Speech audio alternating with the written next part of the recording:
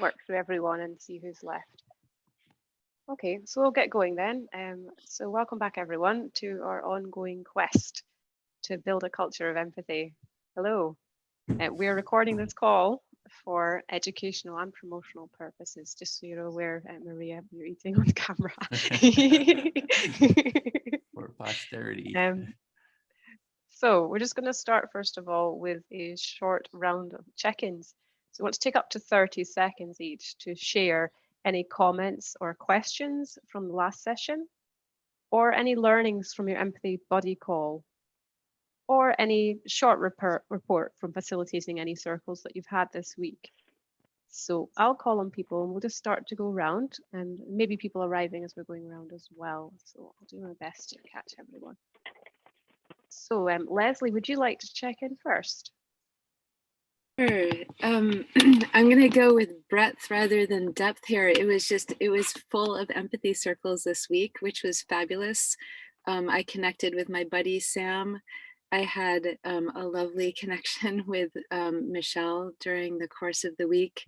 Kian and I had a more formal empathy circle, had a chance to empathy circle with my mom, and then participate in a circle that Kian facilitated with our hosts and neighbors. So it's becoming like a daily thing in a way of life, and that's fabulous. Thank you. Brilliant. Thanks, Leslie. And Kian, would you like to check in next? Yeah, so I wasn't able to connect with Anouk, who is my buddy, but I did facilitate a circle, one I'd been, wanting to do for several weeks, so I'm happy to have done that and really enjoyed it. Yes, and my mom participated. Yeah, I'm just really happy to be here back here. Brilliant. Yeah. Thank you, Kian. Okay, Sam, how about yourself? Yeah, I was successful to have my empathy buddy with Leslie. We actually, instead of doing 3 to 5 minutes, we did a 15 minutes within 30 minutes. So that was really deeper, and I appreciated that. Thank you, Leslie. Then I had an empathy buddy with Larry as well. And then I have my own MVC circle that I was able to practice with more deeply. So it was a good experience overall. Great. Thank you, Sam. And Maria, would you like to check in next?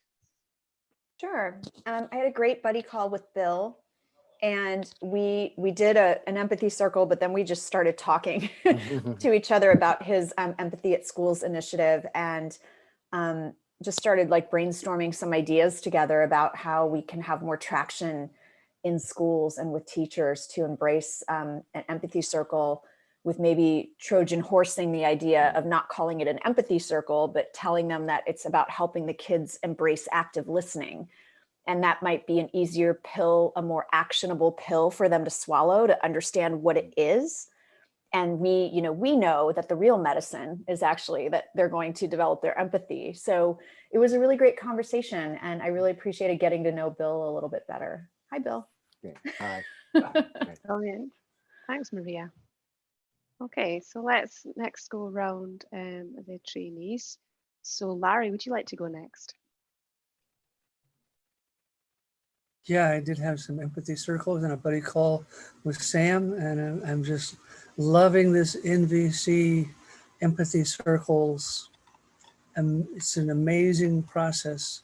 A couple of takeaways from this week is the empathy circle, it diminishes or dissolves the power hierarchy that is kind of like unconsciously woven in society's communication. And I love that. It brings us all into an equality of oneness. So that's it. Thank you. Thank you, Larry. Michelle, how about yourself? You'd like to check in? I had two buddy calls that I was really grateful for. So I did buddy call with Edwin, and which was I was really grateful for your time, and with Leslie, which was hopefully there'll be lots more of them. It's really sweet. And a women's circle this weekend, which was lovely as well. So I just empathy bathing. Thank you. Thanks, Michelle. Okay, Graham, would you like to check in next?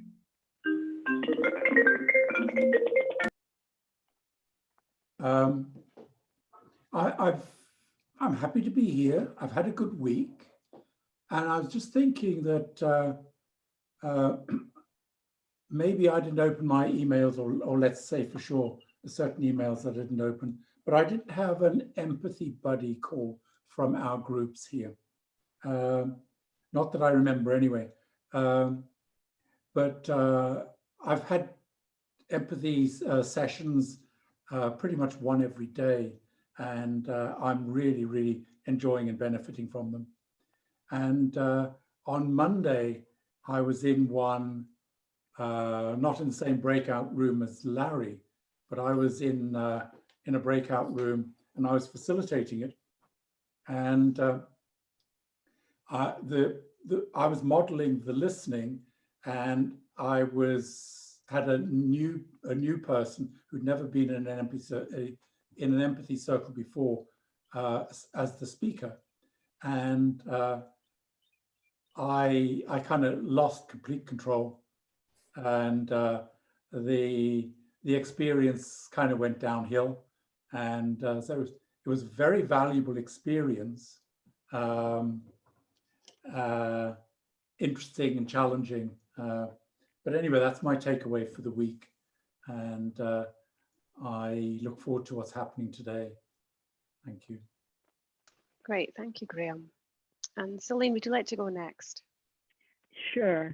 I had a really fun and meaningful empathy buddy call with Jenny, and enjoyed that a lot. And Edwin and Kat and I met to work on the challenges. And what I have retained from that is that we laughed a lot. And I've been thinking, what were we laughing about? And I don't remember. And I do remember the enjoyment and the feeling of laughing together. And I support laughing together today. So complete. Definitely. Hi, Janos. Are you there, Hello. Janos? Would you like to check in, Janos, with anything about any circles you've done, your body call, and anything you want to share from the last session? Nothing interesting. Thank you very much. No, nothing to share this week? Okay. At the moment, not yet. Okay. And I'll go next. So I had a buddy call with Lou eventually. I managed to not turn up for my first one. Sorry. And managed to schedule again. So I'm really grateful for that. It was good to get to know Lou, and I'm grateful for his patience. And then I had my usual Thursday circle, but I actually had two because I had enough people to divide it. So it was really nice because there was some people that have been quite regular. They keep booking back in. And so I had them in one room. And then I had some new people who it was their first time, but they just embraced it like the ideal way that I was like, this is exactly what I love about it. So it was really, really nice. And yeah, I'm just kind of enjoying always developing this and seeing how it kind of, every time you learn a new thing, you kind of look at it a slightly different way. So it's always interesting. And I'll move on to Bill. Would you like to check in? Sure. I just want to say I agree. I had a great call with Maria, really stimulating. Yeah, and I've been dealing with a personal issue, and where I've sort of been accused of not listening well, not being empathic, and so that's a kind of, it's an interesting thing to empathize with that, and not to react, respond in a reactive way. So far so good. I think I kind of managed it, but it also humbled me. And it started to really think about, part of listening is also reaching out, making a connection. And so it really helped me focus on that. So thank you. That's Great. Thanks for sharing that, Bill. Mm-hmm. And Lou, would you like to check in next? Thanks. I'm moved by what Bill just shared. Thanks, Bill, for sharing that. Sure. Good lessons for me too. So I had a great week. I had a very nice buddy call with Kat, and it was wonderful to spend that time together and to get to know her more. And I think I didn't hold any empathy circles this week, but I did a lot of listening. I've done a lot of listening, and one of the things that comes to mind to share is that I noticed that one of the things I've learned to do is if I'm in a conversation relationship with somebody and they're not asking me about myself, so I'm listening and reflecting, and they're not really asking about that I can just start talking about myself. I don't have to wait for them to ask me.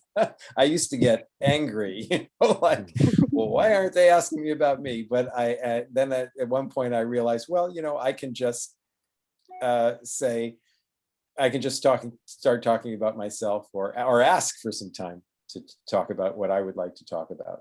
And yeah, so I'm just sharing that. Thanks. Yeah, that's a really useful one. Sort of giving yourself permission. Thanks, Lou. And Edwin, would you like to go in next? Yeah, Anything you want for to me, share? I've been doing 3 different cohorts, and so doing a lot of organizing, so the back room stuff, as well as the design of the training, working on the frequently asked questions, on the challenges, on the testimonials, and a lot of other projects. So really thinking a lot about the design, and also just enjoying the connections I had with our group, with you, Kat, and Celine, our call, and Michelle, etc. There's a lot of different sort of empathy buddy calls that we've been doing. So very Great. supportive. Thank you. Thanks. Thanks, Edwin. And I'll pass it on to Lou next, or Leslie. Leslie Want and some Maria. questions? We'll go to Lou next, and you can address. Yeah, Leslie had a hand up. Yeah, a question that I didn't toss out before when I spoke. I don't know if it's a question as much as, I'm wondering like where maybe in the training, like it might be woven in to like just sort of explore, like Maria was talking about in her conversation with Bill, like, how to move this into schools, just how to the different ways that we might move with this, our own individual projects, or even sort of the conflict resolution piece. I mean, whether it's family, friends, people close to you, that sort of application of it, or like if there's some sort of endeavor, that question about how to take the shape of this and then apply. Okay, thanks, Leslie. And I'll address that in a minute. So Marie, you had a question too? Yeah, I just had a quick question. I was wondering if it's possible. I know quite a few people are running empathy circles and cohorts.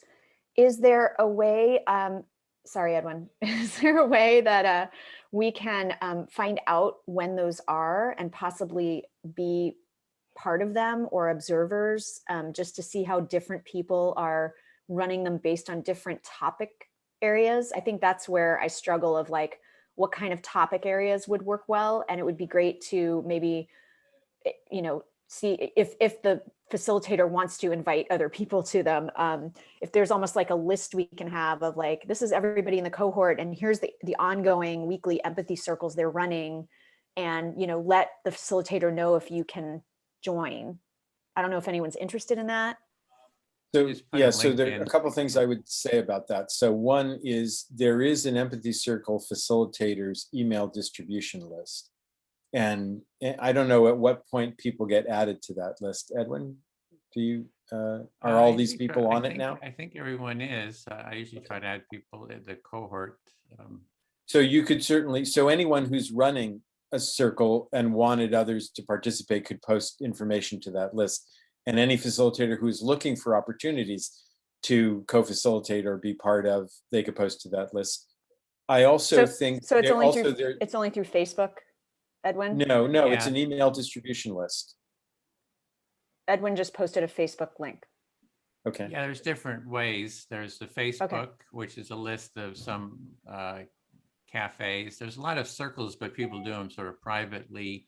And then Lou is mentioning the email distribution list. It's a Google group. You know, you can post, say, hey, anybody doing circles that I can take part in. Okay. So I think everyone's on there. I'll. Can you check. post that link, please, Edwin? Oh yeah, I'll put that. Yeah, so it sounds like Edwin does list some things on the Empathy Circle, the Facebook page, and then there's the email distribution list. That I Awesome. mentioned. I'm trying to And use then Facebook also, less, so. just about, yeah, I'm not on Facebook either.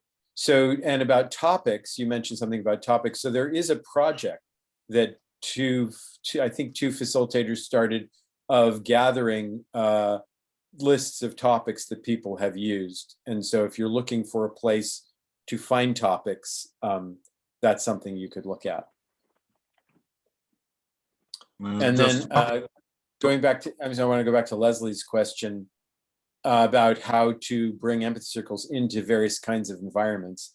So that's something that we do spend a little time talking about, I think, in the 5th class. And also, that's something that the facilitator support group on every other Friday, you could come and we could talk about it there.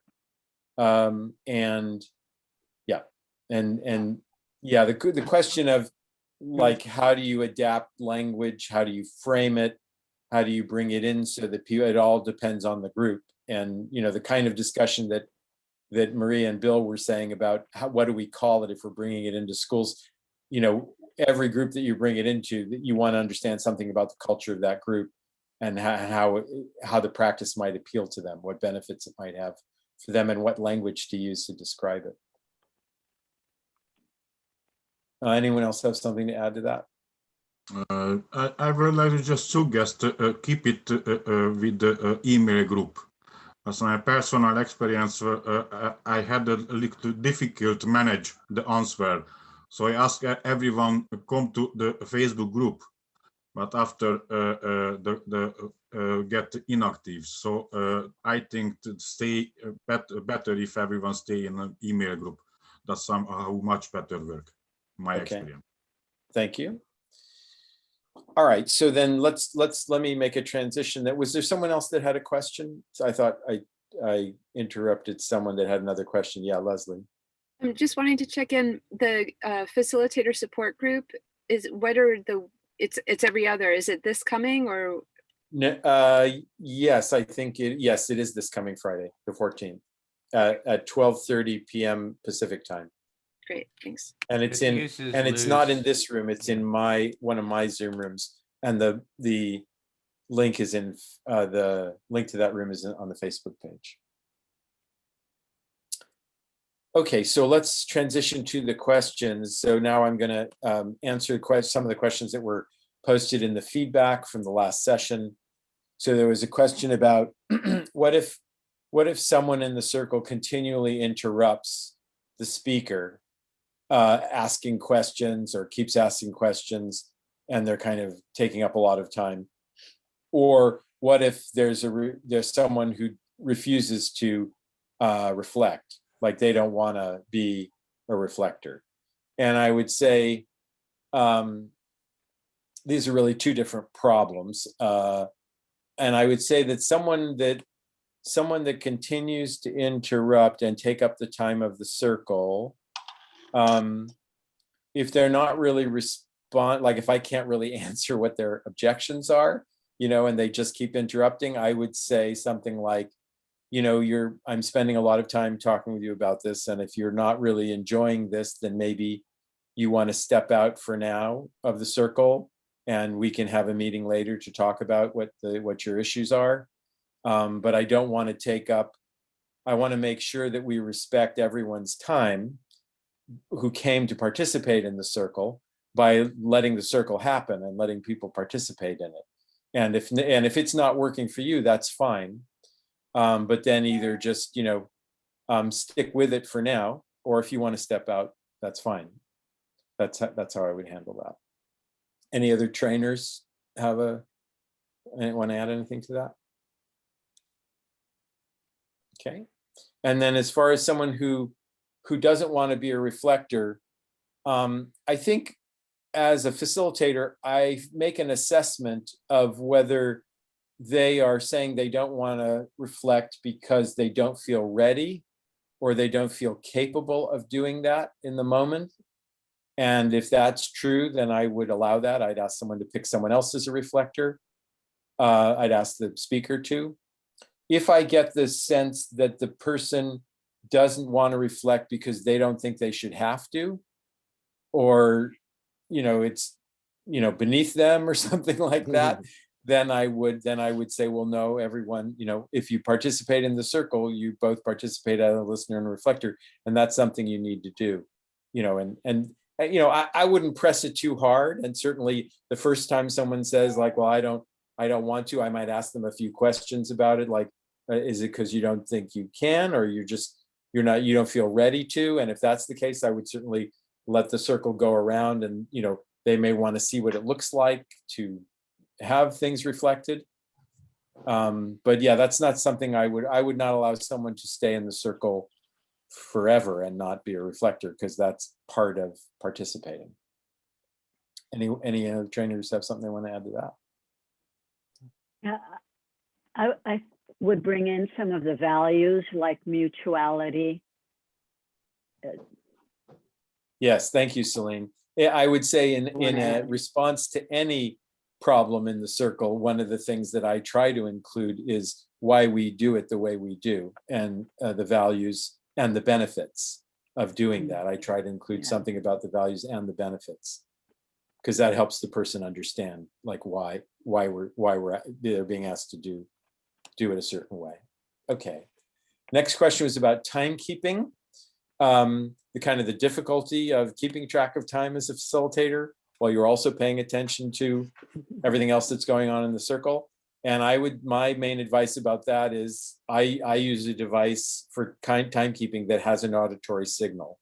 And that way I don't have to pay attention to it. Something that requires my visual attention, then my attention is going to be split between really listening and having to remember to look and so forth. So I always use something that has an auditory signal to it. The other thing I'd say is that as you gain experience doing this, you will develop a natural rhythm, a sense of the rhythm for a time period, for 3 minutes or 5 minutes. And if it's going on, you'll have a sense that, well, this seems like it's going on a long time. And then you'll look, oh, I forgot to start the timer. That's why it hasn't gone off yet. In which case I just kind of fake it and you say the time is up, and when I think the time is right. The one other thing I'd say about timekeeping is that I do allow a little bit of flexibility in the timekeeping. If there's a speaker that takes, a long time to figure out what they're saying, and by the end of their time, they've only said one thing, then when the timer goes up, I might say, if you want to say one more thing, you can, or if there was whatever, or actually it's more in the case where not so much the speaker needs a lot of time to speak, but the reflector sometimes needs a lot of time to reflect. And so they're really taking a lot of the speaker's time. And so then I might give the speaker, without saying anything about it, I might give the speaker a little bit of extra time because they have been, waiting for the reflector.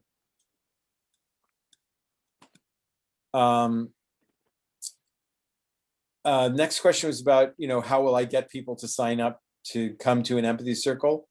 And we've talked about that some, and we'll be reflecting on that some in next week too. So I don't necessarily want to say a lot more about it, other than like anything, you want to think about what needs do the people have, and how will the empathy circle support what they're needing, and to offer it in that context, with that kind of language and in that kind of context, because everyone struggles with things in their life, and people spend their time on stuff because it helps them with what they're struggling with. So thinking about the people that you'd like to come and what it is they're needing. And in this early stage, one of the things we say over and over again is people do have a need to contribute to one another, and you can draw on people's desire to contribute and to help by saying, I'm in a class and I need to practice this. Would you, and I'm trying to learn this, would you come help me practice it? And that's meeting people's need to contribute and to support you. So that's one way to do it. Okay, next thing was about people perceiving it to be forced vulnerability and feeling hesitant to try it. So this has to do with, you know, do people that come to your circle feel kind of a demand to disclose a lot or express a lot of feelings, or, you know, be touchy-feely? And people who are not comfortable with that or don't have a lot of experience with it may be reluctant to come or reluctant to share. And I think the key there is to accept people where they are, and to really, really hold that attitude of accepting them where they are, and therefore not kind of generate a field, either implicitly or explicitly, of demand that people participate in a certain way, or that they participate at a certain level of disclosure. That's my advice about that. Does any of the trainers have anything they want to add to that?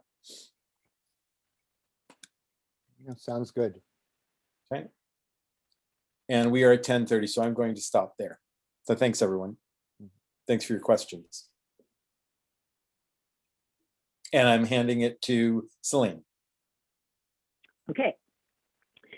So today we are going to be going into our breakout rooms, and so that you have plenty of time to facilitate. We will not be doing the how-to kind of introduction, and we'll do 3 minutes unless that changes. And everyone who's facilitating gets to choose their challenge level that you might want, which could be none, could be low, medium, high, whatever will promote your growth today. So you'll have 20 minutes to facilitate, 5 minutes to debrief, and a lot of opportunity to learn.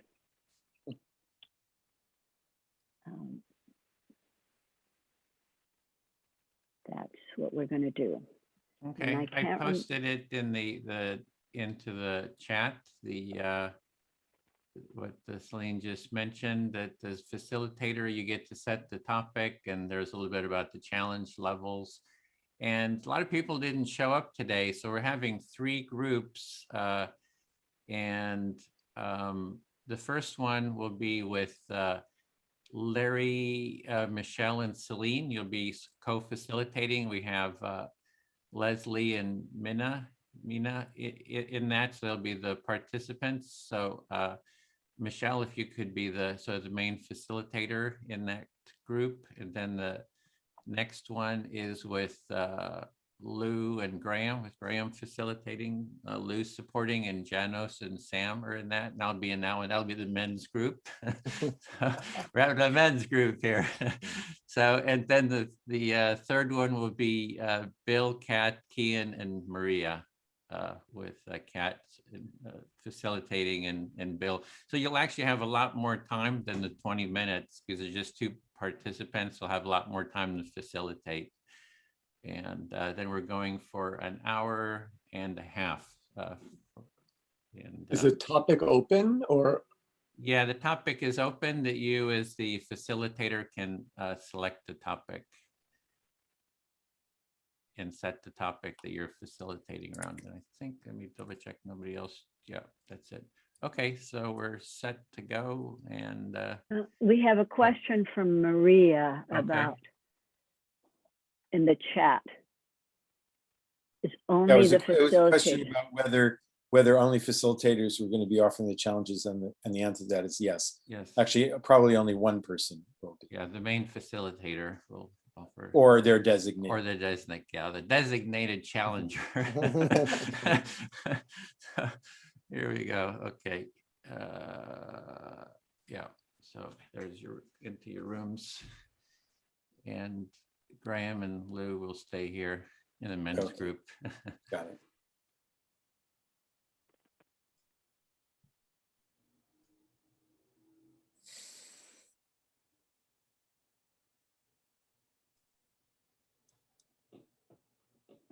So this is the men's group. I like it.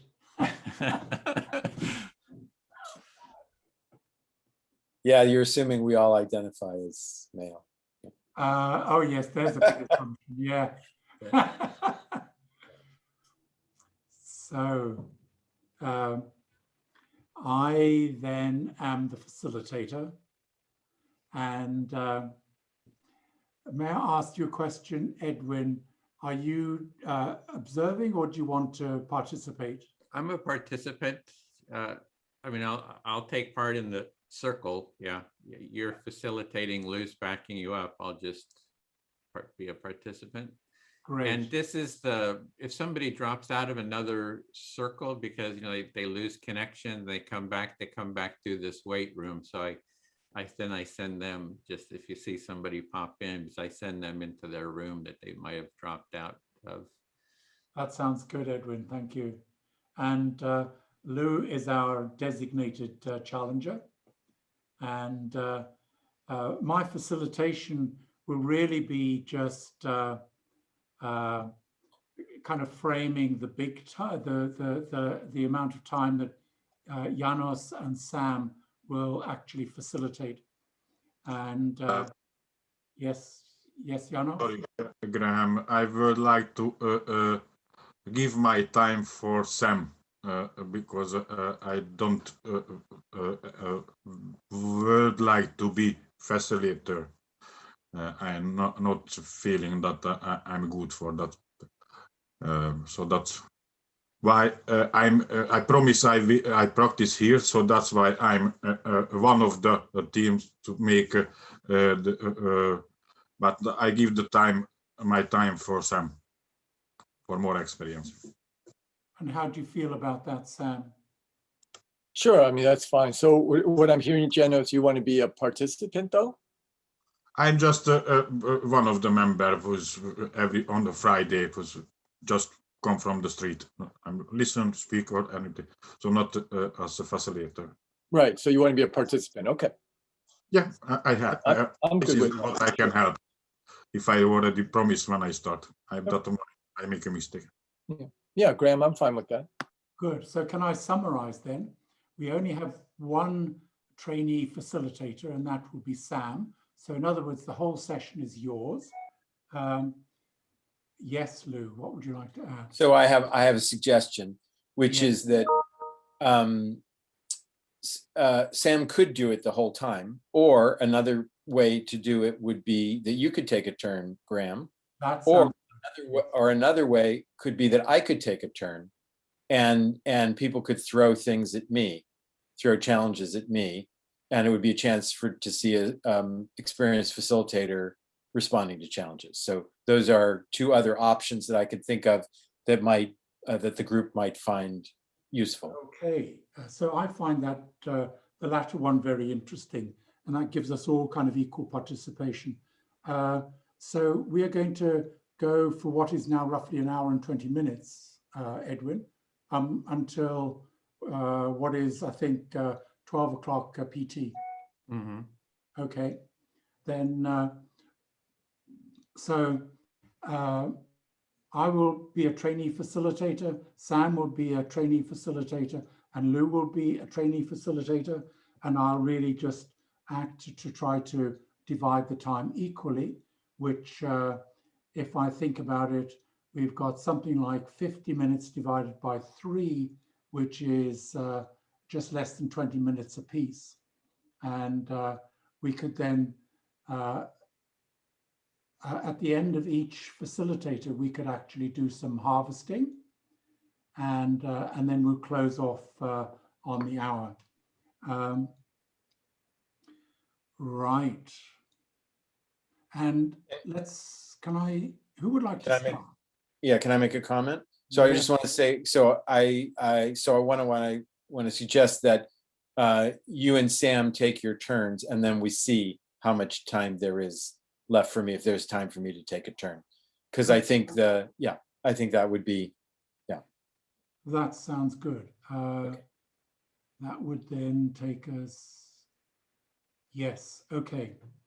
So Because I Sam, think you should each get at least a 20-minute turn with, and then some time to debrief.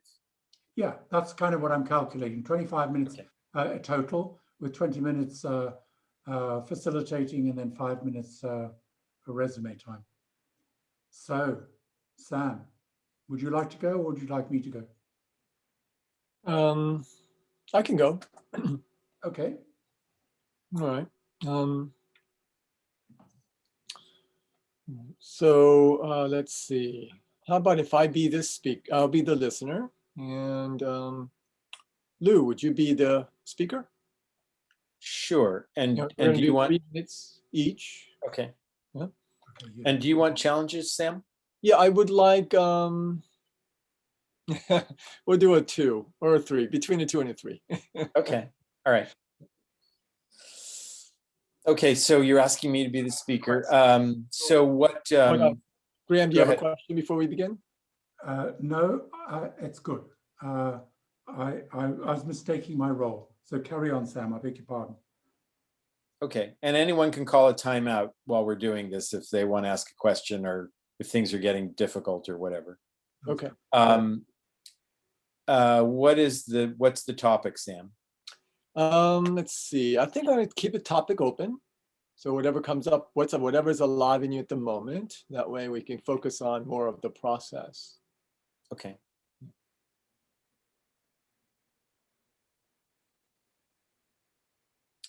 Okay, so. And then who's got the time? Graham, would you be willing to hold on the 3-minute timer? I certainly will do. Have you? And I'm going to do it too, so I can get the practice in. Oh, really? Yeah. Okay. So you want 2 But minutes? I would like both of us, just so that we have that as a backup. 2 minutes. 3 minutes. 3 minutes. Yes. Okay. Go for it. Okay. All right, Lou. All right, so I'll start talking. So I love this practice because it's a chance for me to role play, which is very fun to do. But it's always a interesting challenge to think about when to start doing stuff. And so that's what's on my mind at the moment right now. Yeah, thank you, Lou. So I'm hearing for you that you really enjoy the Empathy Circle, and you find it enjoyable to process this Empathy Circle. Actually, no, it's a little different. So I really enjoy role playing. Role playing. I'm a pretty well-behaved guy, so it's fun to give into my judgments and misunderstandings but doing that actually does create disconnection in the circle. And so deciding like when to do that, when to bring it in and how much to do, that's always an interesting problem for me in this kind of situation. Yeah. So I'm hearing that the role play part is something that you really find interesting with regards to when to bring that in. Is that it? Yes.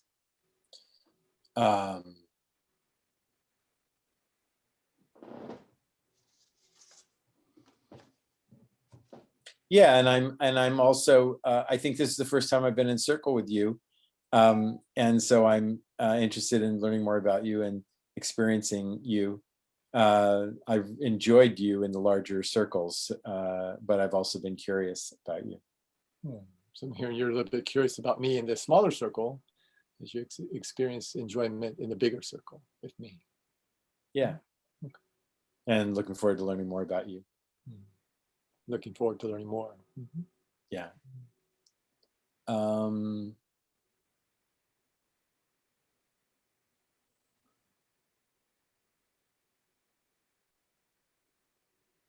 Yeah, so what's coming up for me now is thinking about the Empathy Circle rule that, you know, when you're the speaker, you can say anything you want.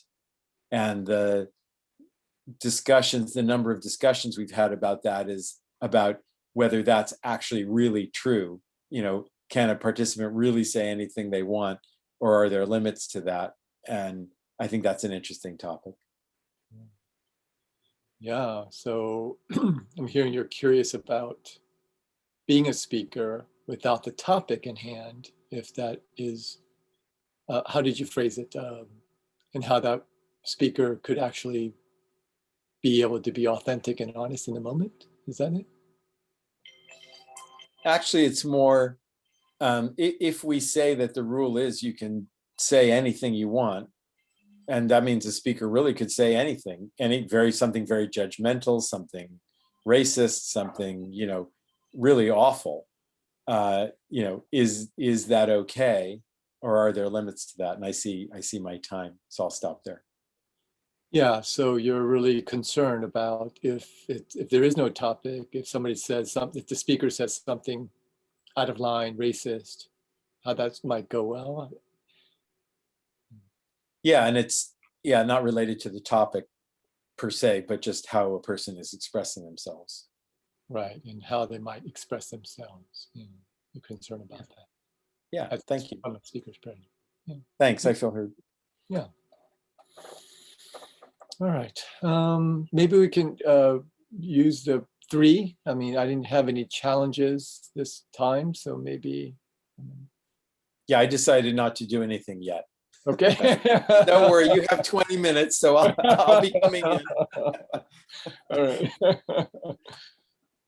I will pick Graham as to be my listener. Would you be willing, Graham? Yes, that's great. And I'm still sticking by 3 minutes. Yes. Okay, good. Go for it. Yes, thank you. I'll set the timer for 3 minutes as well. All right. Yeah. I'm finding this empathy circle very effective. The first line of truly being fully heard. And I'm really just moved by and touched by this experience that the facilitators here, Edwin, bringing this facilitation MVC training process, or I call it MVC, but the empathy circle process. So I'm really just blessed. And Sam, you're talking about being blessed here. Those are the last words you used, but you're really appreciating the way in which you can experience being heard and the connection that's involved. And it really makes you feel good. Yeah, thank you. And also developing the skills for everyone to participate, especially the deep listening skills. And you also appreciate how this is structured so that you can, not only you, but everybody else can develop the appropriate skills or the skills required for deep listening. Yeah. And it seems to me that this is so basic that if we can institute this in the school systems, it'd be just a subject in its own. And you feel this is so basic that we could introduce it into the school systems as a subject in its own right. Yeah. And how much more peaceful and more mutually satisfying when we have empathetic listening skills and honestly expressing skills. Yeah. And how much a more peaceful life would be if we learned, I'm not using your words, I know this, when we use listening skills and the expressive skills of listening and speaking. Yeah, exactly. Yeah, I feel fully heard. So you feel fully heard, Sam? Yeah, and I'm really appreciating the level of commitment in our group. And yeah, I'm just wanting to practice more so I can even strengthen those skills and then create more circles so that we can, create a community of empathy. So. And you said you felt fully heard, almost as if you wanted to sign off, but then you paused and you added that you really appreciate what's going on in this empathy circle. And I did lose track of some of the words, I apologize, but you are really appreciating the depth of listening and the opportunity to learn that is offered here in these circles. Yeah, yeah, thank you. And it looks like my time is up. Would you be willing to pick a listener, Graham? Yes, thank you very much indeed, Sam. Janos, how are you doing? Would you like to be my listener? Yes, I do. Thank you. Okay. I would like to talk about, at least initially, about the idea of having a topic or not having a topic. So you speak about which one the better, the having or not having a topic or subject of the circle. Yes. On Tuesday, yesterday, we had an empathy circle. There were 4 of us in the empathy circle. And that was an occasion where we'd invited the 4th person into the group. And this particular distinction arose. Can you say again the last words, please? Yeah, Yes. I don't understand what you're saying either. You're saying that there was a topic or there wasn't a topic. I don't understand what you're saying. Lou? Yeah. Let's allow the speaker and the listener to engage themselves, and then we're going to be the silent, just as a reminder, we're the silent observers. Okay. Would you be willing to do that? Well, I just didn't understand what he was saying either, and I was wanting to understand it. Yeah, so I'm hearing that you really just want to understand this, but at the same time, we're going to allow the process, which is the speaker, in this case, Graham, and the listener, Jonas, play it all out. If we can just step aside and. Okay, all right. It's just hard to. Yeah. It's hard to sit here when I can't understand what's being said. Yeah, you were really clear, and so was Lou, very clear. And I do sincerely apologize for being vague or speaking some crazy Latin English. And it's Don't worry. I just maybe just not heard quite well. Didn't know what is the last words what you said. So I don't know. I know what mean, and because I didn't heard exactly. We invited a person into our empathy group on Tuesday. That's right. Okay, and can you just reflect that? You invite the one person or the persons in your circle yesterday. Yes, and she was new and very anxious about whatever topic we would have. The anxious. This is the words was new for me. That's so she was very serious or interested about what the topic you will have in this circle. No, she's actually very anxious. She was anxious. That What means mean the anxious? Anxious. Frightened. So that. So he come from the negative side. Absolutely, that's a good summary of it. Yes, Jonas. And so we had only one topic, and that was speak about whatever is uppermost in your mind. So there was only just one topic, whatever anyone bring to the table. And everybody appreciated that this was really the best way to go. And I'll describe why in a second.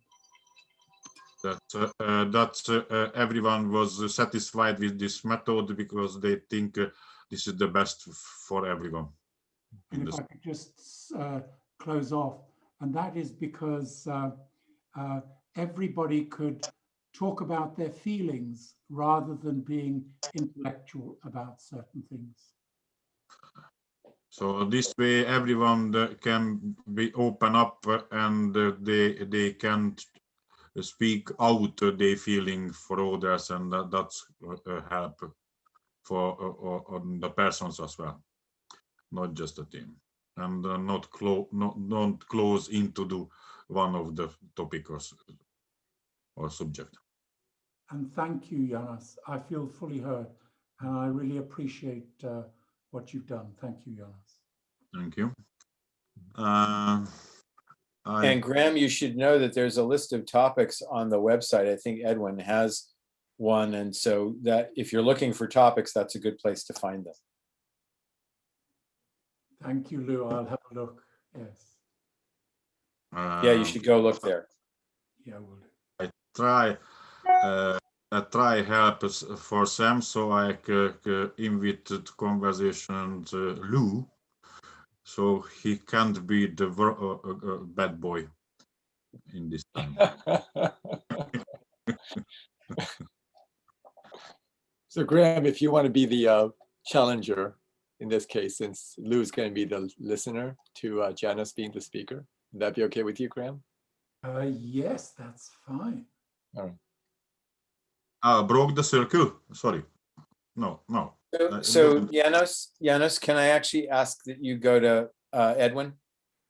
Yeah. So this is, I'm doing a timeout now. I'm not playing a role. All right. I'm doing a timeout. So yeah, so I think it will probably work out better if you go to Edwin and then he goes to me. I think that'll work out better for the practicing. Okay. I didn't know he's in the circle. I'm in it. Yeah, I'm part of it. All right. Thank you very much. I'm listening. Commonly, we choose you as my listeners. Thank you very much. If you accept. You usually choose you as your listener if you accept. Would you like to be my listener? Yes, I'm listening. Thank you very much. So I have very interested feeling in this week. Seems to me I try go up on the ice hill, and I always slick down. Last week, okay. Stop. Yeah, you have an interesting feeling this week that you feel like you're going up an icy hill and you always slip back down. Yeah. And last week I started very optimistically a special circle in how can we use the empathy circle method in the somehow community building collaboration method as a start in the trust building between different kind of organizations. Stop. Yeah, so you were looking at how to use the empathy circle for trust building in different organizations. Yeah, I used the first the email group, but was for me somehow very difficult to answer the so many emails and get the topic wider and personal need personalized messages, and I make a decision. Maybe that's better if we go to a Facebook group and there no time and maybe that's a more flexible way. I was wrong. Yeah, you did a post to the email list server, and it sounds like you got a lot of responses, and you're feeling, and it was hard to sort of manage that. And I think you're saying that you think maybe having discussions in a Facebook group would be better. Yeah. So that's finally get inactive email group because I killed, and the Facebook group is also inactive. And somehow I have a similar previous experience. And last weekend was with me my daughter, and when I stop. And it sounds like it didn't really work on the Facebook group or in the list server. Like it sounds like you didn't get any engagement there, and then you're now moving on to your daughter visiting. Yeah, and she bring with her her favorite tools, iPod, and play on the Dropbox, something like that. a virtual village where can chat with others and build a house. She can go to a virtual shop as a worker, so she can earn money, what she can spend on the house or furniture, etc. A virtual twin for the children, digital twin for the children.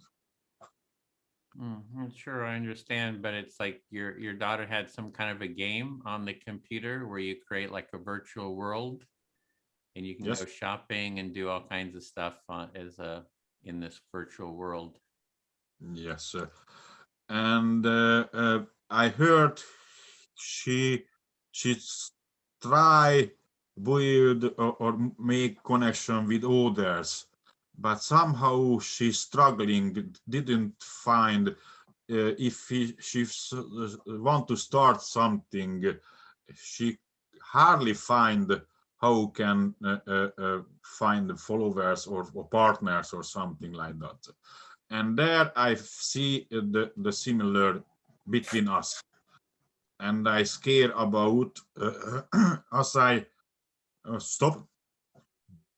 Yeah, so you're seeing that she's struggling with making connections with people, and it sounds like it's parallel to you have difficulty making connections. So you're seeing that you have similarity with your daughter. Yes, as both of us I think single. that's time too. All right, okay, thank you. Yeah. Thank you, John. Janos doesn't have gallery view on his device, so he can't see. Oh, that's right. It looks like it's an Apple phone product. Okay, all right.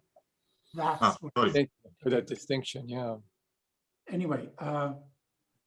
As a sort of trainee facilitator here, I'd like to bring your session, Sam, to a close. Sure. And we then want to harvest what's going on. Yep. Or what Can we let one more turn happen so that I can do some stuff with Edwin that Sam can respond to? Yes, for sure. Yeah. So let's do one more turn. Okay. I'll speak to Lou then, if I might. Okay. Yeah. We had 7 people who didn't show up today in the training, and I'm like, this is the most that's ever happened where people don't show up. So I'm just kind of wondering what's going on. It's really really I've great. never seen that before either. That really surprised me. I agree that I think it's confusing, and I'm not sure really what to do about it either. Yeah, there was one person I know is Geffen, and she's in Israel. Is that good if it's answer the listener? Jonas, hello. Remember, we're going to respect the listener and the speaker to share. So if you're willing to mute yourself. Okay, thank you. So sorry. That'd be great. Thank you. Yeah, Okay. so Geffen is in Israel, and she said the safe room because they're doing all those bombings, so I can understand that. And 2 people did email saying that they just had health issues. So it's nice when people sort of just let you know what's going on. But there's a bunch of others too, like hey, where's your friend Dustin, Graham? Kind of like wondering what's going on there. It's like, Yeah, so I think you're really overreacting to people not showing up, and Hey, Lou. Yeah. What? Would you be willing to try to just reflect exactly the words that Edwin shared and not your opinion, please? Well, I think the way he's thinking about it just isn't very productive. Lou, it's not going to help anything if he. Lou, what did you hear Edwin say? That's the whole gist of being a listener. Just reflection of what he said. He said that some people didn't show up in class, and that, and he seemed really upset about it, and I think that's it. Yeah. My buddy Dustin, he's a disappointment. I was expecting him here today. Hi, Graham.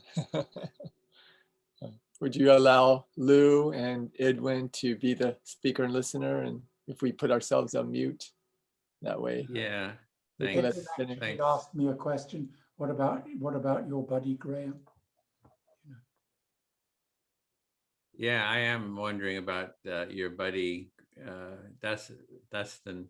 So that anyway, Lou, it wasn't so much that I was upset, maybe a little irritated. It's like not quite as intense as upset, but I would say kind of irritated.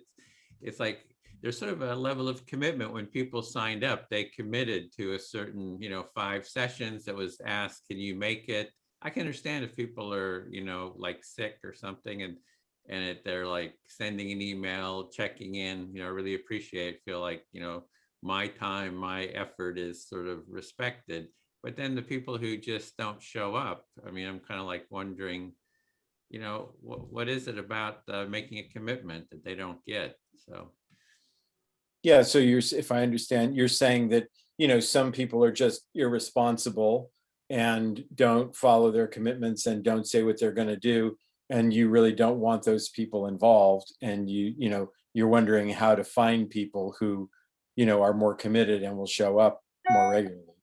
Yeah, that's pretty close. I think what it is, it's more as I want to get really specifics, in the sign up and all that, to just really hit people over the head with the commitment level, that I just want to, I kind of tightened it up before, but it seems like you got to I don't know if it's at the summer or is it what's going on here? So it's like, I just, the summer, maybe the COVID is lifting, people can get out. No, I'll go out and have some fun and stuff. So.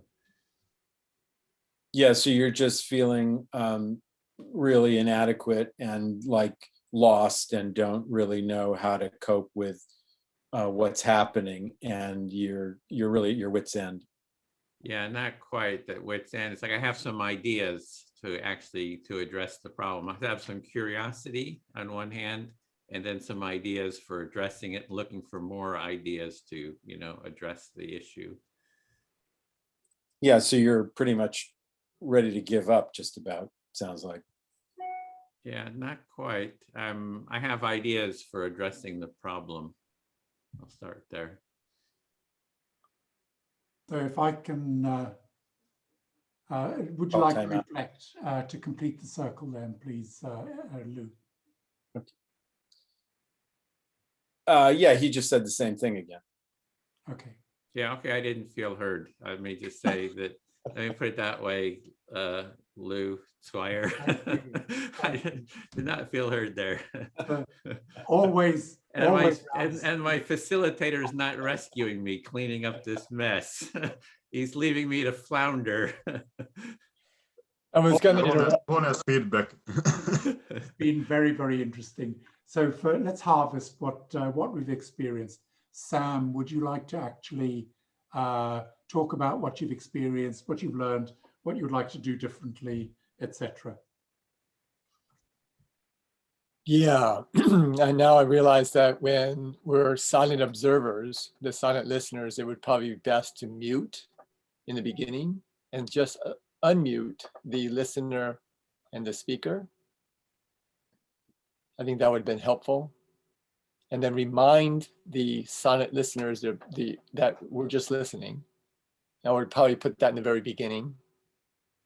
And there's another part there's one part of me that wanted Lou and Edwin to go and listen and work itself out to get that practice in. And there's another part that wanted to jump in and kind of stop. And I was trying to figure out where the balance was, And so that's where I'm at with that. So that I can facilitate, the speaker, in this case, Edwin, to have his needs met and being fully heard.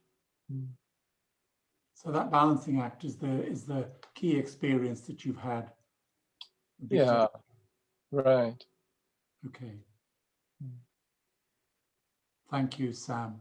Janos, what is your experience of the last half an hour? I think Sam did quite a good job. I don't think so. He was too much.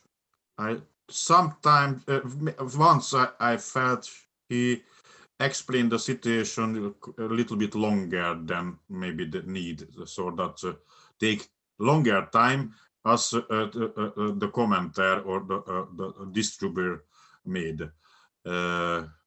So that was, and also he recognized the trick of the Lou, because last time when I've been here, he tested me as well as a listener, no, as a speaker. He didn't reply my words exactly or something like that. So he tested the facilitator and at the same time me as well, because I accept or not accept. So this trick is come up again, and I think Sam is recognized and make a step what is quite good. I think so. Short and well targeted. And also he made a good decision about me, be quiet and mute, not shut up, it's mute. What is similar. Okay, I'm finished. Thank you. Thank you, Jonas. And what are your thoughts, Edwin, on what's transpired? Yeah, I thought Lou put in some good challenges. You know, I was getting a little frustrated with not getting heard. I could have cleaned it up myself, you know, by speaking smaller and so forth. Yeah,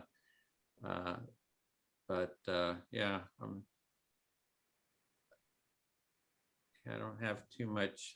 I guess a little bit of help might have helped a little bit to just have somebody from the outside kind of, because it was an ongoing problem. It just kept going. It was not letting up on his. It was getting worse. It was actually, yeah, his understanding was getting worse over time.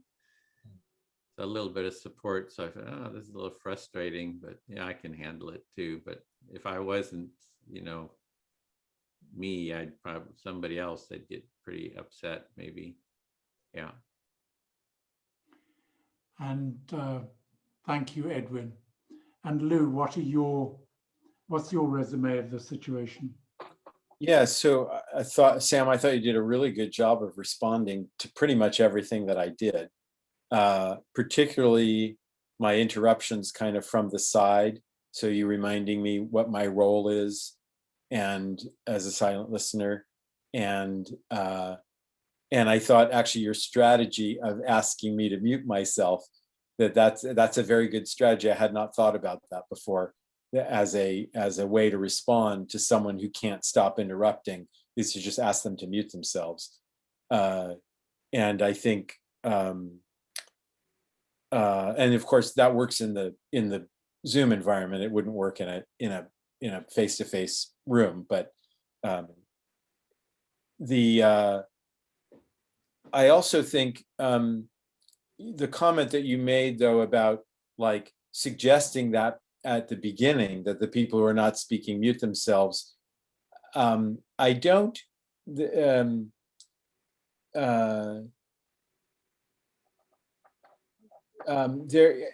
That's like taking a step to try to prevent something like that from happening. And I think the important thing as a facilitator is to develop ways to respond to things that happen and not necessarily try to prevent them. Good point.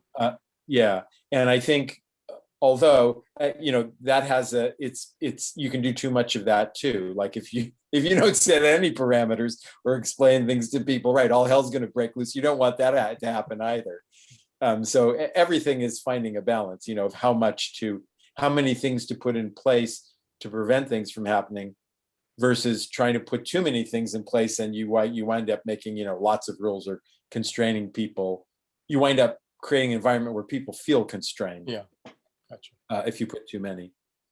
I think on the what was happening between me and Edwin at the end, which was, you know, I was projecting a lot of my own stuff on what he was feeling. And actually the first time, you know, my very first response to him, I wasn't listening at all. I was agreeing and sharing my own experience. Yeah, and you didn't respond to that at all. But maybe so was it that you did hear that and you were just letting Edwin correct it, as opposed to you doing that? Exactly. That is what you were thinking? Okay. Yeah, there's like, we're on training wheels when if you're first time here, and if, yeah, for me to, I'm envisioning and imagining me being right there with you on this training wheels, and if I keep pushing you up and up without having you fall, I wanted to experience that too. Well, and as a facilitator, so I would say as a facilitator, if a listener does something like ask a question or agree or disagree or share their own experience, if they do one of those three things, I usually intervene. Yeah. And say, so you're asking a question now, and that's not really part of listening.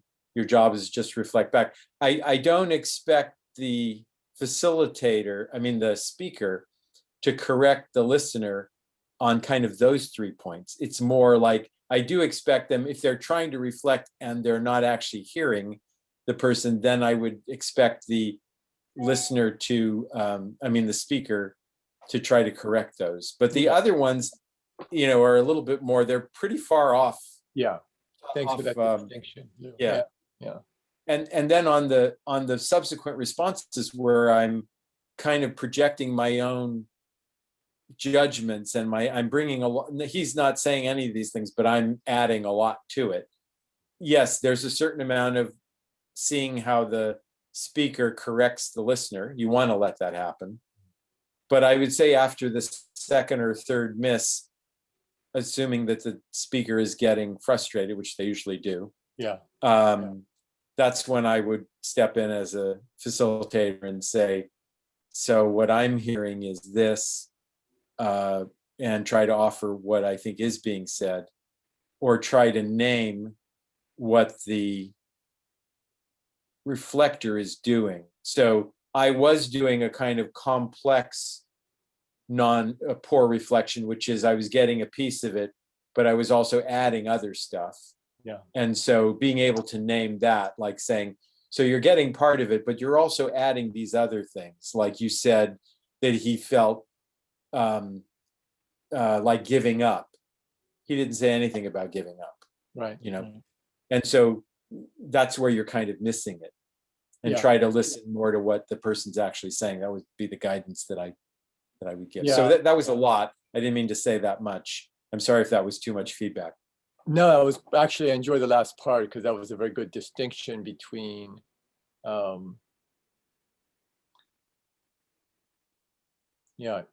reflection of, when the reflection isn't landing with the speaker, as a facilitator, it's kind of a job to, if it's happening 2 or 3 times, maybe reflect exactly what the speaker is trying to say and intervene in a gentle way so that the listener can see how it's kind of modeled. So yeah, very good distinction. Thank you. Because I do see it's pretty common that reflectors who have trouble reflecting well, they're either adding negative interpretation or positive interpretation. It could be either way. They're overly positively interpreting what the person's experience is, or they're overly negatively interpreting it. And that's a pretty common way in which people miss the reflection. So would you say something like, well, let me interrupt here. Let me go ahead and reflect what the speaker is saying so you can hear it modeled the way it's intended, which is to reflect exactly what the speaker is saying. Is that how you would interrupt? I think the way I usually do it is, if I think like it's been missed a second or a third time, I would either say to the speaker, so I'm going to interrupt here. What I'm hearing the speaker say is this. Okay. Is that right? Yeah. And then say, what I heard from you was you added this part of it. And that, I don't think that was accurate. Got it. And then check with the speaker again. Is that right? And the speaker probably says yes. And then you say, yeah. So just try not to add that. You're adding a level of interpretation to what he's saying. Try to just stay with what he's saying, and then let them go at it again. Right. Okay. Thank you. Okay. I have a solution for you, Lou. If you miss the mute function in the offline empathy circle, a tool set you can extend with the seller tape. Say that again. If you miss the mute function in the offline empathy circle, you can extend your tool set with the seller tape. Make a tape face. Okay. Yana, can I make a Yeah, comment? and so actually let me speak just for a second to that, because I have been in circles where there are people who cannot keep themselves from jumping in on things that other people are saying. And the first time I say, you know, it's not your turn to speak and you're a silent listener right now, all that. And then the second time or the third time they do it, I say, so I need to ask you a question. Like, so do you understand this process that your role is to be silent right now? And make sure they understand that, and then say, and are you willing to do that? You know, are you willing to be silent when you're a silent listener, and get their agreement? Or say, do you think you're capable of doing that? Because I've said to you 2 or 3 times now that, you know, this is not your role right now, and you keep saying things. So I'm wondering, is either you don't understand or you don't agree to do it. Or maybe you understand, but you can't not do it. And so if it's either you don't agree or you can't not do it, then I'm going to ask you to step out of the circle. So that's the way in a live situation where you can't mute someone that I've handled that. Yeah, it's good to know. Yeah. Thank you. May I close this feedback by giving my observations here. Here I am the overall facilitator, the trainee facilitator, and I didn't do a very good job. One of the areas where I failed was in terms of, there was a role, I've had loads of role confusion, and one of them was that you were the trainee facilitator, Sam, and you were asking me to manage the time, and I didn't clarify what we should have done, and I feel in retrospect that I should have left that task entirely to you, because this is really an ideal training ground for keeping several balls up in the air as a facilitator. Good point. Yeah. I'll just add that it was confusing to me to have 2 people take time. It's like, Yes. it was like overlapping. It was Yes. And the other time thing is like Lou was mentioning is Janos. I don't know if he sees everyone because he's on a cell phone. So that's something to keep in mind too. I think somebody had a little timer with audio, which is always good, because then if people are on their cell phones, then they can hear that. And the other thought is, I do suggest you get something that's nice and clear, and this is not dependent upon 3 minutes or 4 minutes or anything. Right. And actually seek connection with whoever's speaking, so that they really recognize that you've called time. Right. So I don't know. I mean, I've done like maybe half a dozen, you know, empathy circles, and most times when I do the timing, I'll forget at least once. And in fact, every training I've done, I've at least forgot at least once. So that's why I was thinking having 2 people to do the time, because then you have the, you know, twice as much reliability.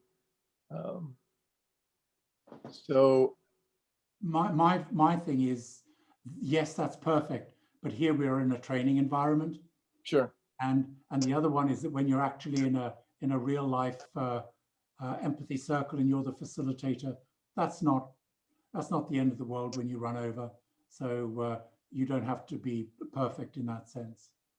And often the empathy circles I've experienced, people do share the time control, so that the silent listener does the timing, and then that relieves people to concentrate on what they want to do. Okay. I guess I'm hearing there's a sense of trust. Yeah. Absolutely. Yeah. Yeah. Okay. So Sam, can I ask, when you had problems with the timer, was it that you forgot to start it, or you didn't notice that it went out? Completely forgot to start it. Yeah. And then, you know, like 2 minutes into it, I'm like, oh shit, right? I'm like, yeah. And then I don't want to interrupt. And I just want to say, right? I don't want to interrupt them. It's, oh God, by the way, you know, I messed up. I forgot to hit the timer. And so I'm like, oh. It happens to me. I think Sure. everybody. Yeah, you just fake it, you know. And then the other thing I want to mention is that having an audio timer is not foolproof, especially on Zoom, because of the way Zoom's audio works. Sometimes people don't hear the timer, the audio timer. And so it is, like Graham said, it's really important to pay attention. Like, do you see any recognition of the time signal? If it's audio and nobody seems to be responding at all, they may not be hearing it. And if you hold up a time thing, you need to hold it up and look to see until you see that someone notices it. Then you put it down. Because if you don't watch people's faces, you could put it up and put it down and nobody saw it. You know, right? Yeah, I noticed that a couple of times. Yeah, yeah. You know, I noticed that. Thank you. That was very helpful to know. Keep it up until you make eye contact.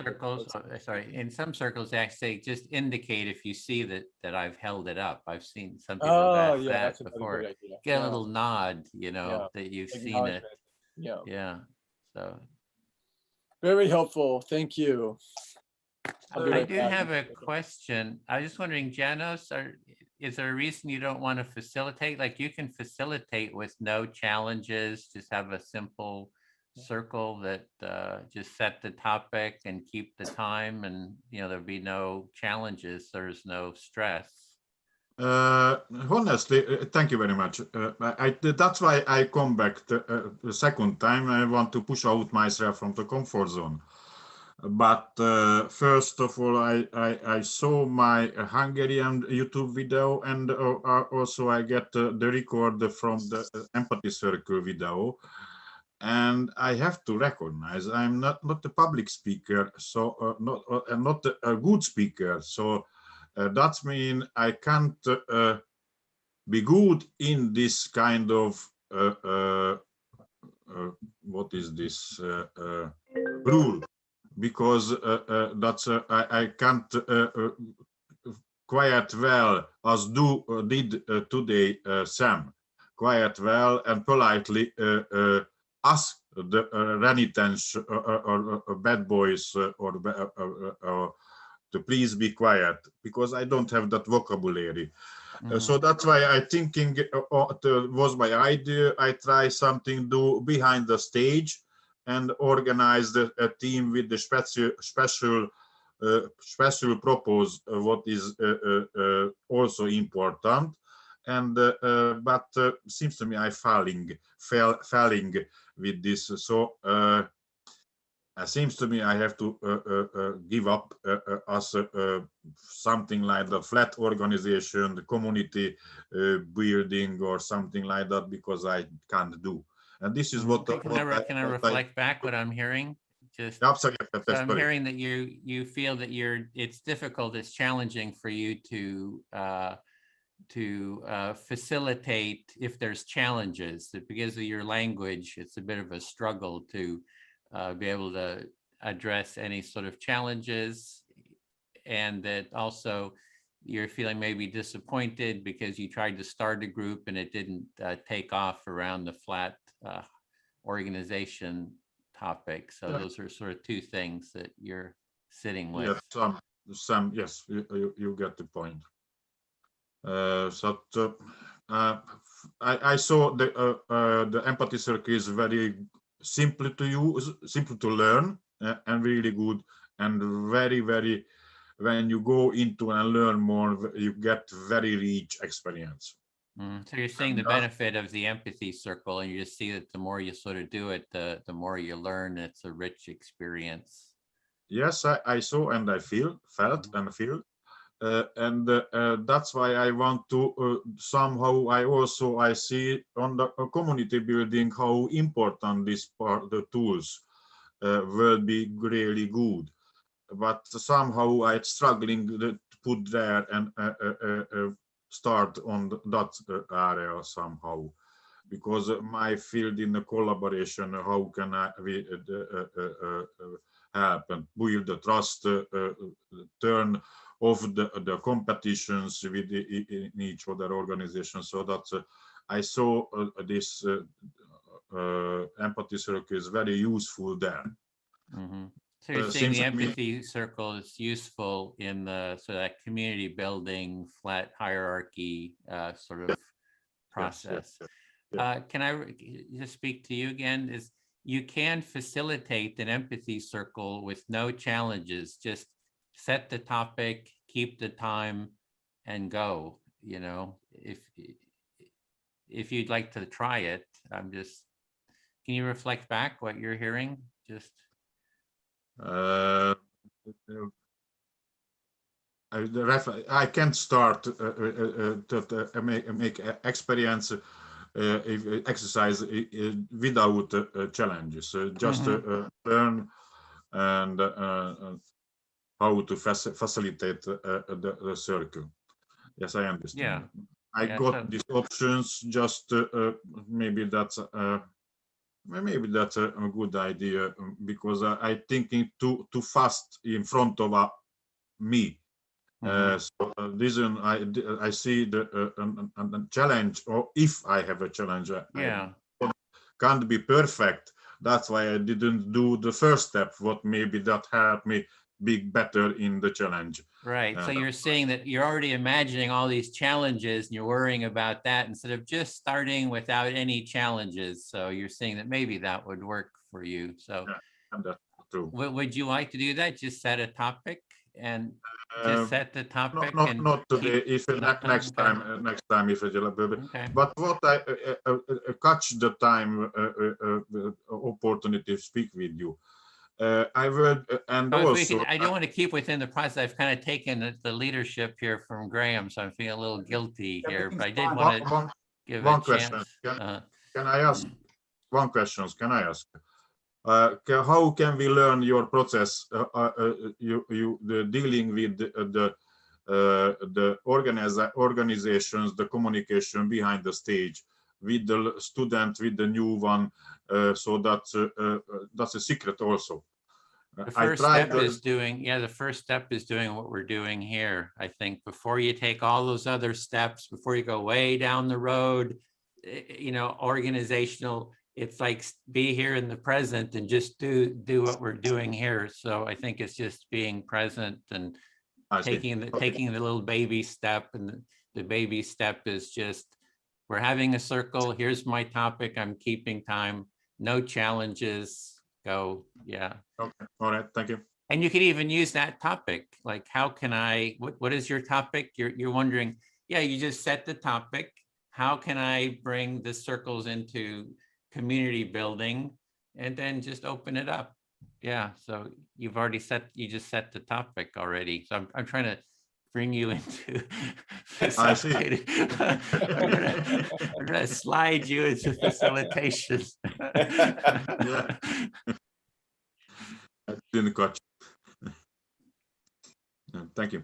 Okay, so I guess you don't want to do it. So okay, Graham, whatever. Okay, I was going to actually ask finally, would you like to facilitate, Janos? I'm not ready with the I have to make introductions as well. No. No. I see. Yes. Why not? Okay. Yes. Why not? I have to make. Then that sounds like a lovely a decision point. So Janos, you are now the facilitator, and you've got 4 supporters. Thank you very much. Really kind from all of you. Thank you. I would like to thank you for everyone who is here, And please, who will be the first speaker? Who willing to be the first one? I'll be the first speaker. Thank you. So Lou, please choose your Okay, so I'll pick Sam. listener. And what's the topic, Janos? Is it how to bring empathy circles into organizations? Topic: how can we how can we use the empathy circle in collaborations? In collaborations. Okay. In collaboration. Build the collaboration or in the collaboration process. Yeah. Okay. Yeah. So collaboration is an interesting word. What comes to mind immediately is one of my mentors said to me, most people's idea of collaboration is convincing other people to do it your way. And that's been a very good lesson for me, knowing that collaboration actually isn't that it's listening to people and using and bringing their ideas into what you're doing. Yeah, so Lou, I was hearing that the word collaboration is interesting, and one of your mentors was saying that it's a tool to convince other people to do it your way. And I'm hearing you saying that's not how you want it to be. Collaboration isn't that. Yeah, actually, what he said to me is most people's concept of collaboration is convincing people to do it the way you want to do it. And what I loved about him was that he understood that collaboration was about understanding other people and bringing their desires and ideas into what you're doing. Yeah, okay. Yeah. So I'm hearing that the mentor was saying something to the effect of the collaboration was bringing ideas to the table, and then something else. Can you help me out? Yeah, the collaboration is really about making an effort to understand other people and what they want, and to bring that into the project. That's really what collaboration is. So hearing that your facilitator, your mentor is defining collaboration is listening to people, I think, and something about bringing those ideas and sharing that. Yeah, bringing them into the project. Bringing it into the project, yeah. Yeah, and so the empathy circle is a great tool for that process, because it really is a process where people listen to each other, or they learn how to listen to each other. Yeah, and I'm hearing you say that the empathy process is a wonderful way to hear each other. Right, yeah, so it's a great tool for collaboration. So it's a great tool for collaboration. Yeah, thanks, I feel heard.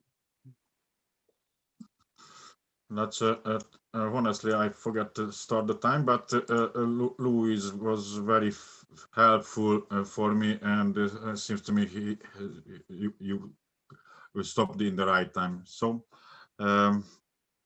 Sam, who will you choose? Sure, I'll pick Edwin. Listening. Yeah, the collaboration part and using in organizations, I think it's hopeful. But part of me feels a little doubt unless the upper management of that organization is on board.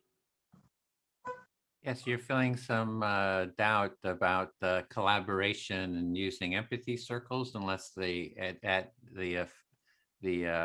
administration is supporting it. Absolutely, yeah. The more we can flatten the organizational hierarchy, I think the easier the collaboration circles can happen. So the flatter the hierarchy is, the easier that people could use the empathy circle for that collaboration. Yeah, because in an organizational hierarchy, there's these chain of commands, these bosses, management, owner, whatever. And if we can have everyone see the huge benefit of the benefits of perhaps more employee retention, maybe perhaps punctuality, effectiveness in the organization, getting things done productively, all those metrics, if we can get that understood within the context of organizations, then I think the owner, the upper management can have more buy-in. Mm. Yeah, so if we could make the case for why empathy circles would be beneficial in an organization, about employee retention, just all the different benefits, if the case could be made to the management, then they would maybe have a buy-in for trying it out, using it. Exactly, because if the support is from the upper management, then it goes typically on the organizational hierarchy, it filters down. If the support must be, supported and supported by upper management to have any effectiveness. Yeah, for a process like this to be used in an organization, you need the buy-in from the management, from the hierarchy, for it to be used. Yeah. And you really want to make the case. You need to make the case how it will be beneficial to management to have them adopt it. Yeah. In terms of functionality as well as bottom line, numbers wise. Mm-hmm. Yeah, so there's the aspects, the benefits in terms of the bottom line. Will there be a profit, and the functionality of the group, of the employees, of the culture, I guess, would be. Yeah, and I'm guessing that's probably beyond 3 minutes, so I'm good. I feel really heard. Thank you. Okay, so you feel well heard, and I'll speak to Graham. Yes, please. My pleasure, Edwin. Thank you. Yeah, Janos had sent me a video clip of some, some processes for making organizations more collaborative. And they actually used, in the clip he used, they actually used the word empathy. So they seem to be on board with empathy as a process. And they were going into all the nuances of how do you create collaboration and all that. So I did see that video that Janos talked about. And so you're talking about a video clip that Janos has told you about, and it was to do with collaboration in organizations. And the clip did actually include the word empathy. Mm-hmm. And so in other words, empathy is part of the collaboration process. Yeah, I think that, the empathy circle would be, I think, a good practice to bring in, that everyone learns it, everyone practices, gets some experience in it. And, as a foundational practice, I think as a first step practice would be very beneficial. And we're doing that with Extinction Rebellion. We've been trying to bring it into the environmental group, Extinction Rebellion. And the kind of understanding I have from what you've said there is that the empathy circle is a foundational process, and you could perhaps avoid calling it collaboration or anything, but just talk about this process, maybe a listening process or whatever. But the mechanics are very important, a foundation to anything like collaboration, power flattening, etc. Yeah. And there's also processes like human-centered design, which is becoming very popular in the design community and in businesses and corporations and in schools. Some schools are actually being built from the ground up around human-centered design.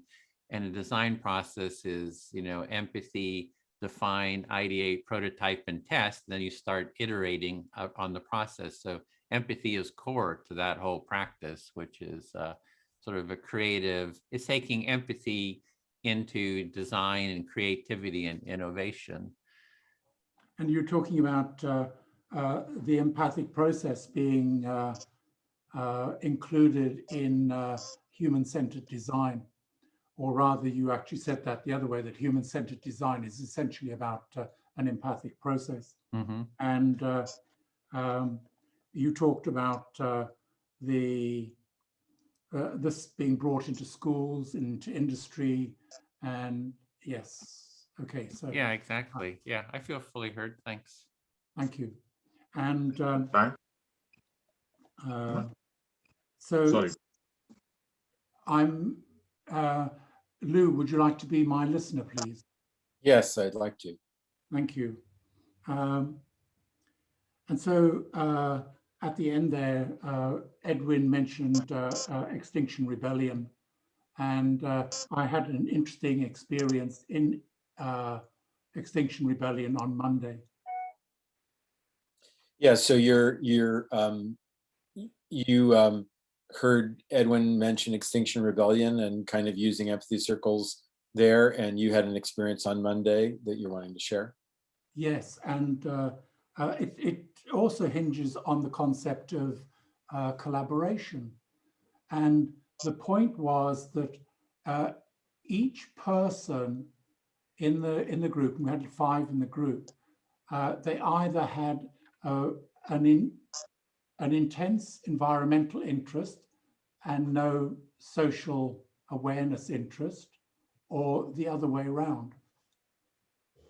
So something that you saw in the participants that were in this empathy circle, or of XR, was that people either had a very strong environmental interest or a very strong social interest, but not both.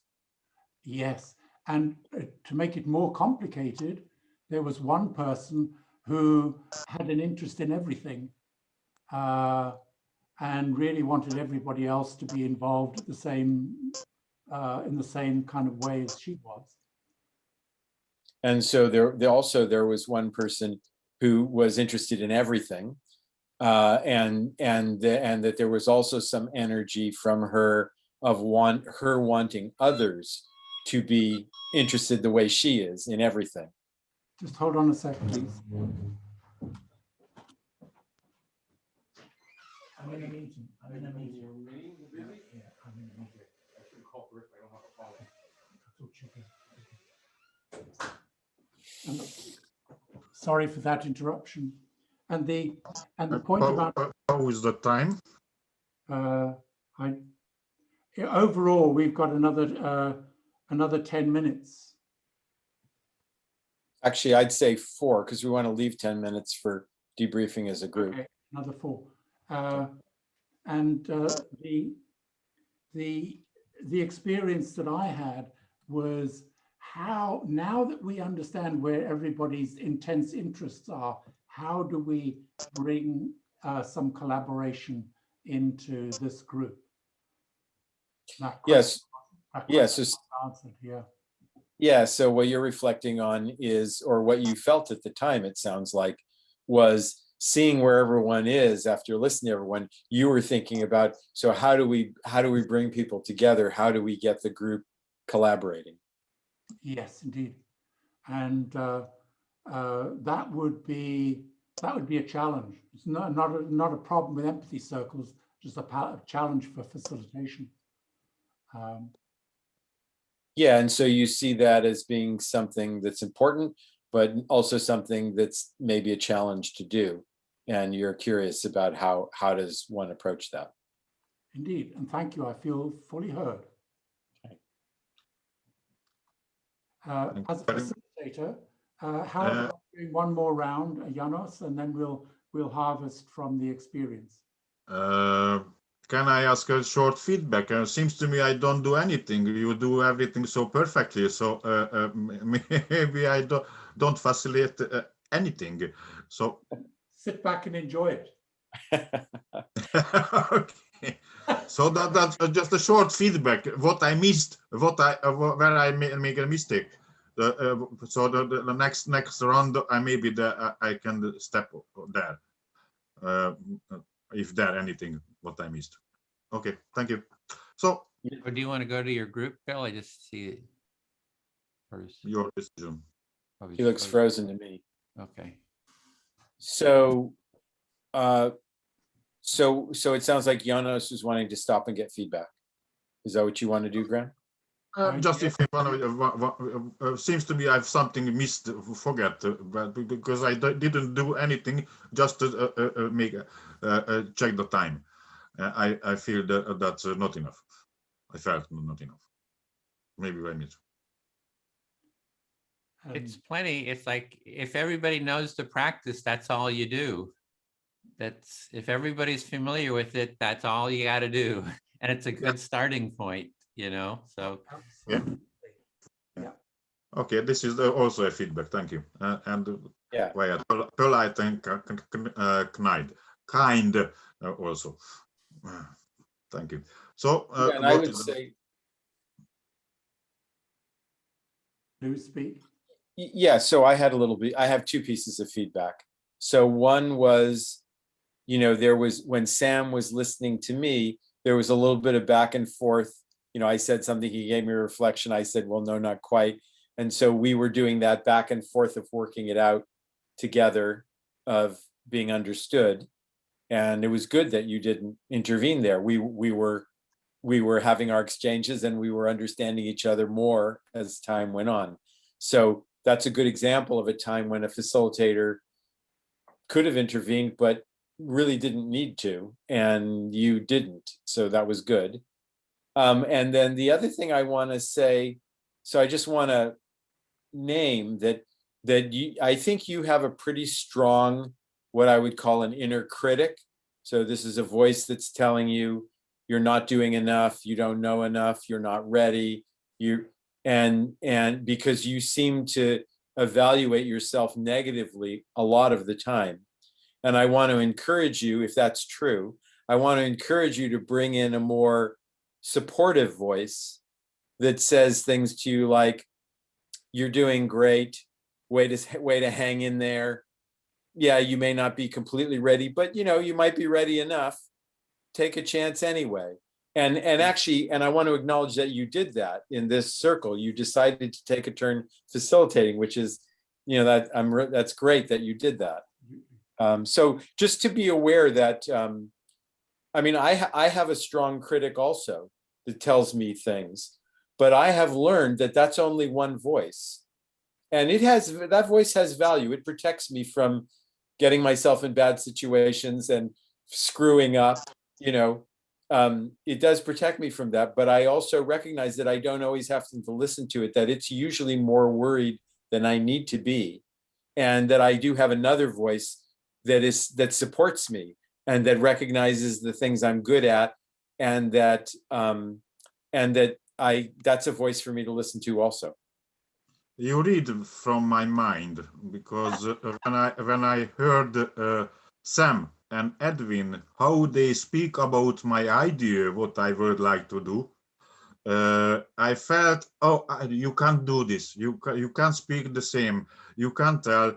But when I have a personal conversation with one-to-one, I can't somehow explain. But I don't. Why I feel that yes, you are right. I need to do a dramatic mind shift about myself, and this is the block why I'm not perfect in this rule as well. So that's the first step. Start with me, and that's also help this empathy circle recognize this point, because I didn't know before, or don't know where is that weak point. Thank you, guys. You helped me. So we have about 8 minutes left.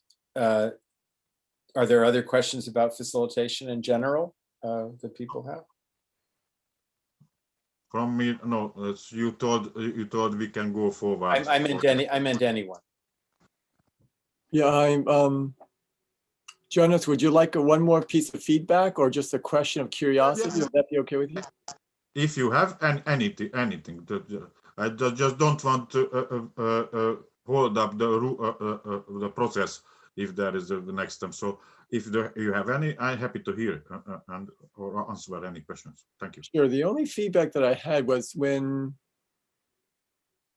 you know, as a facilitator, I noticed your screen went to your background screen like 2 or 3 times. And I wasn't sure if you did that on purpose or if you did that just because you had lost internet connection, or. Because to me,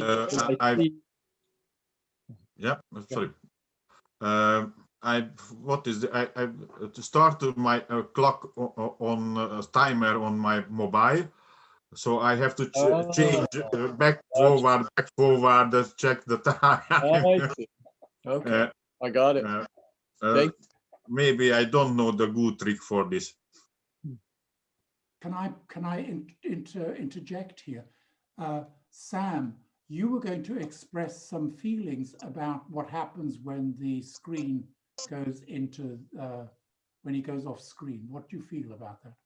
Yeah, it's more of like my thought. I have a thought I'm telling myself, he's supposed to be the facilitator and he's taking himself off screen. Now, if he's going to the bathroom or something like that, I can understand. But if he's like not paying attention or he's not with us, holding that sacred space for our empathy circle, just kind of seems, I feel distant, you know.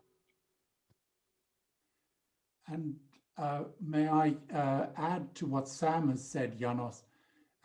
Whenever you you shut your video down, I also felt the same kind of anxiety where we've now lost our leader, we've lost our facilitator, and that leaves us all then in an insecure place. Yeah, I understand. I understand. So my recommendation is that when you're facilitating, you then request from somebody else that they keep the time. Okay, thank you. I'll do next time. And move it around and make sure that it's a silent listener who's doing the job. And make sure it's somebody you can actually see on your mobile. Because if they're off screen, then you won't be able to see the signals that they will give you. Do you know what I mean? Good points. Yeah, and another alternative would be to develop another way to keep time. So rather than doing it on your phone where you have to switch, you know, buy a little timer and have a separate timer that you can use. Because that is one of the problems of handing over the timing to someone else in the circle is then you're relying on them to give the time cues, and they may be good at that or they may not be good at that.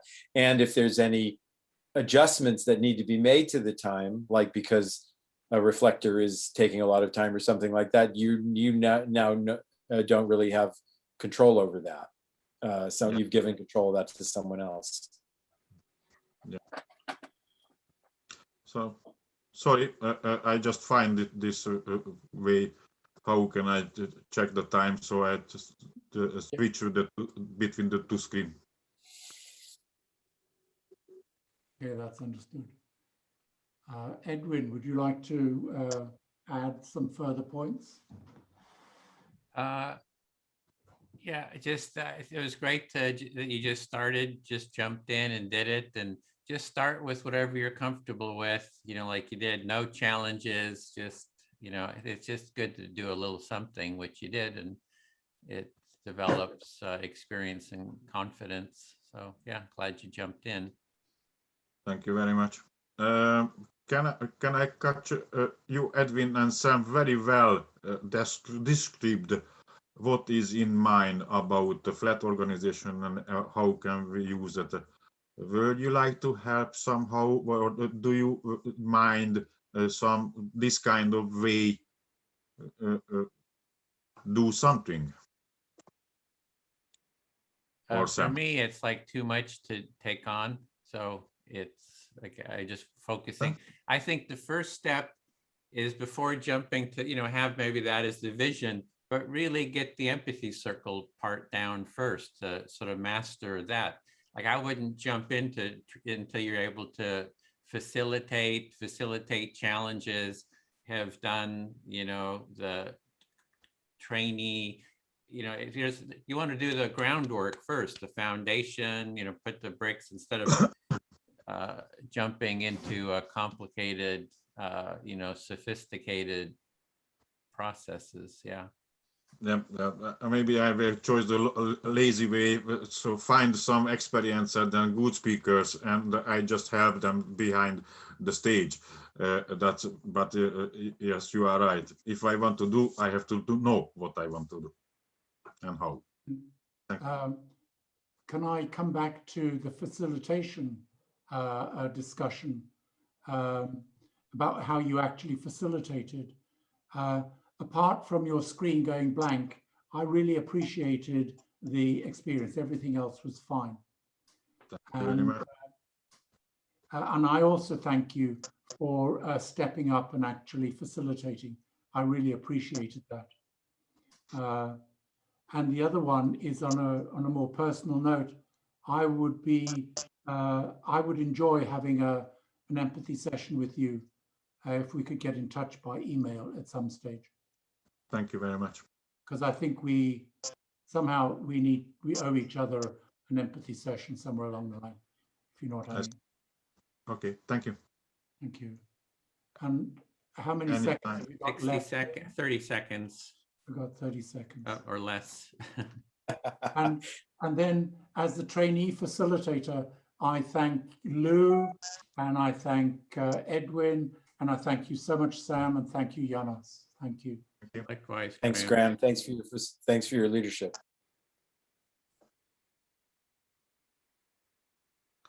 Thanks for the support, guys.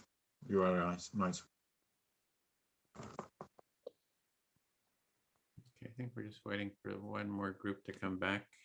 I have a good news. I saved 2 bees family yesterday and today. Give them a new home. Good. Bees? Yes. Swarms? Yeah, honey bees. My landlord is beekeepers, and maybe they burn new queens, and I collect from the trees and put them into the box. So now I make two new family. Oh, good. Yeah, I've done beekeeping too. I used to keep bees, had 5 hives. Lovely.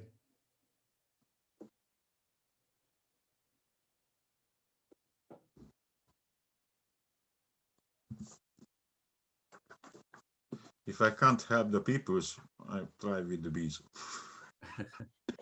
Okay, welcome back, everyone. Larry, I think you're up, full group debrief. Okay, welcome back, everyone. And now we'll take just a minute for each one of us to go around the room and share what the experience was like, any insights, learnings from this experience. And I'll call on someone, and then after you've expressed yourself, please call on someone else. And if we leave anyone out, please wave your hand.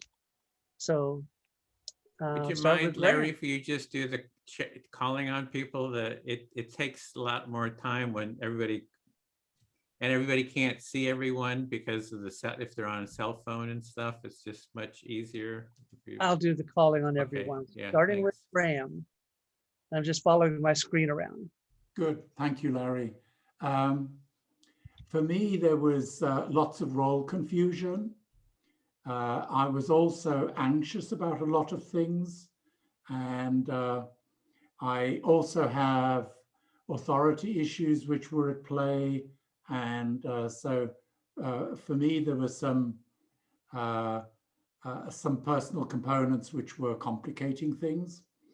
And we had Sam and Janos doing the facilitating, and when they were working, I thoroughly enjoyed it and felt nice and relaxed. So it was a really good experience, and I thank you very much for calling on me. Thank you, Graham. And now Sam. Sure. Thank you, Larry. Rich experience for me again. Yeah, Lou, I appreciate the distinctions, and yeah, it's a growth opportunity for me. I also appreciated the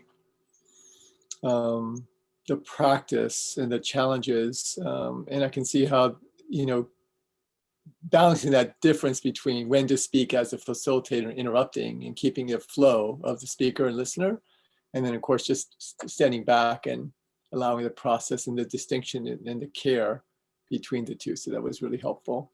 And then creating a timegram, I think I'm going to make a timesheet and make it visible, so it's very effective in making sure there's acknowledgement of the speaker and listener, that the timesheet is there. And yeah, there's another part of me that just, having done this for about 10 years in other contexts, I realized that just listening and reflection is something that I'm striving to learn. Yeah. Thank you, Sam. Kian? Yeah, yeah. So I was in the group with Kat and Bill and Maria, who had to just left a little early. And yeah, as always, just really good to practice. Finding balance between really receiving somebody like if who's creating challenges. They're part of the circle, and also being clear about keeping the structure. So it was really good to practice that again. And I got so into the topics that I just wanted to keep going. But really enjoyed today's circle. Yeah. Thank you, Kian. Bill? Yeah, I really appreciated the participation of everyone, watching people's skills, grow and deal with issues that they came up with. And yeah, and then I always go back to my appreciation for everyone who does this and is trying to bring empathy to the world. And so it's, I don't feel so alone when I see that. So I really value and appreciate what people bring. Thanks. Thank you, Bill. Kat?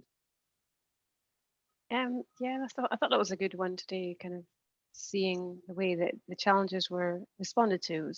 It was good. You could tell from me delivering them, I was watching them deal with me, and they did it really well.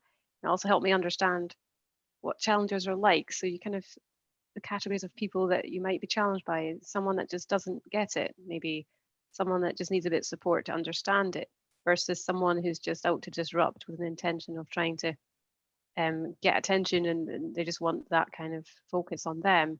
So it was kind of useful to be able to help understand those different people who are coming along, and also how to approach them in an empathic way, so that then you feel like, okay, that's kind of real life scenarios was useful to sort of consider, and the way that people held them really nicely was good. Thank you. Thank you, Kat. Celine? Well, in our circle, we did one thing that I haven't seen before, which is one of the participants did the timekeeping, actually Larry. And so that's curious to me and interesting, because it's, it's a difficulty. So that's a new thing for me to think about and learn about and talk about with you all. I did the challenges and I love doing it. I think I'm great at it. And that's going to be my expertise. So I'm complete. Thank you, Celine. Leslie? Yeah. Yes, Larry, thank you so much. It was just wonderful to not have the timekeeping piece as a facilitator in hand, and definitely echo Celine. Like it was such a wonderful experience of having very real feeling challenges at hand. I think that the significant thing that sort of arose in my awareness was the experience when someone in the circle, in this case, it was my experience today, but imagining facilitating a circle for others where someone shares something really vulnerable, and then just by nature of the topic or whatever is alive for someone, the sharing just moves on away from that. And so just how to support someone so they're not kind of just feeling like they're left raw and open, and sort of the circles moving on without them was something that came up in our circle. And Michelle, I really appreciated your thought about that, about maybe the facilitator recognizing that, and just before it goes on, just kind of checking in, to see if we're all ready to move on together. So wonderful. It was really a beautiful circle. Thank you all. Thank you, Leslie. Michelle? Thanks very much, Larry. Yeah, I always know at the end of a circle when it's been a really nice one, is because I always wish it was longer and we had more time, as we ended with this topic of vulnerability. And it was a gorgeous one. Both of the facilitators like Leslie is an absolutely extraordinary facilitator anyway, and Mina done an excellent job, and we were fortunate that we had Celine who's got a real talent for modeling challenges, and then like the experience of Larry that gives us guidance and depth, both in terms of like both in terms of our facilitation and of just content for the circle anyway. It just brings this aliveness to the, so yeah, felt quite blessed with that. So yeah, thanks to everybody on the circle. Thank you, Michelle. Lou? Boy, I'm just feeling so full right now with listening to everyone, all the things that people are sharing and what they're getting, what they've gotten out of today. And I'm feeling a lot of appreciation for Graham for leading our session, and I'm grateful for being in circle with Sam for the first time and getting to know him more. And Janos stretched himself in our circle, and I'm celebrating that.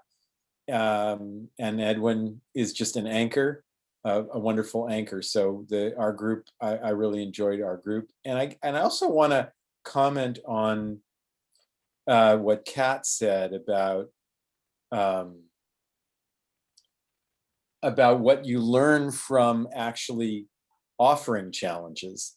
So I was trained as a filmmaker, and that some of that involved acting, like learning to act, going to acting classes. And one of the principles of acting is every character's behavior makes sense to them from their point of view. No character sees themselves as a bad person, and yet their behavior may hurt somebody, but their behavior makes sense to them from their point of view. And that's that is and one of the values, or one of the gifts of role-playing disruptions, is that I have to ask, so what would make me do this? What would make me break in like this, or what would make me take this point of view? And it makes me it makes me have insight into other people who are different than me. And so I just wanted to share that. And that's some of what I heard Kat saying. And so I just want to echo that, because it's been a great source of learning for myself and heart opening to people who are different than me. Thank you, Lou. Mina?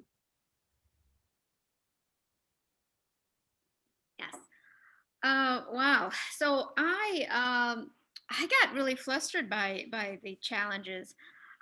Celine did a really excellent job, and I was really flustered and wasn't really clear on how to handle it. And I realized I do the same thing in real life. But Leslie had the same challenges.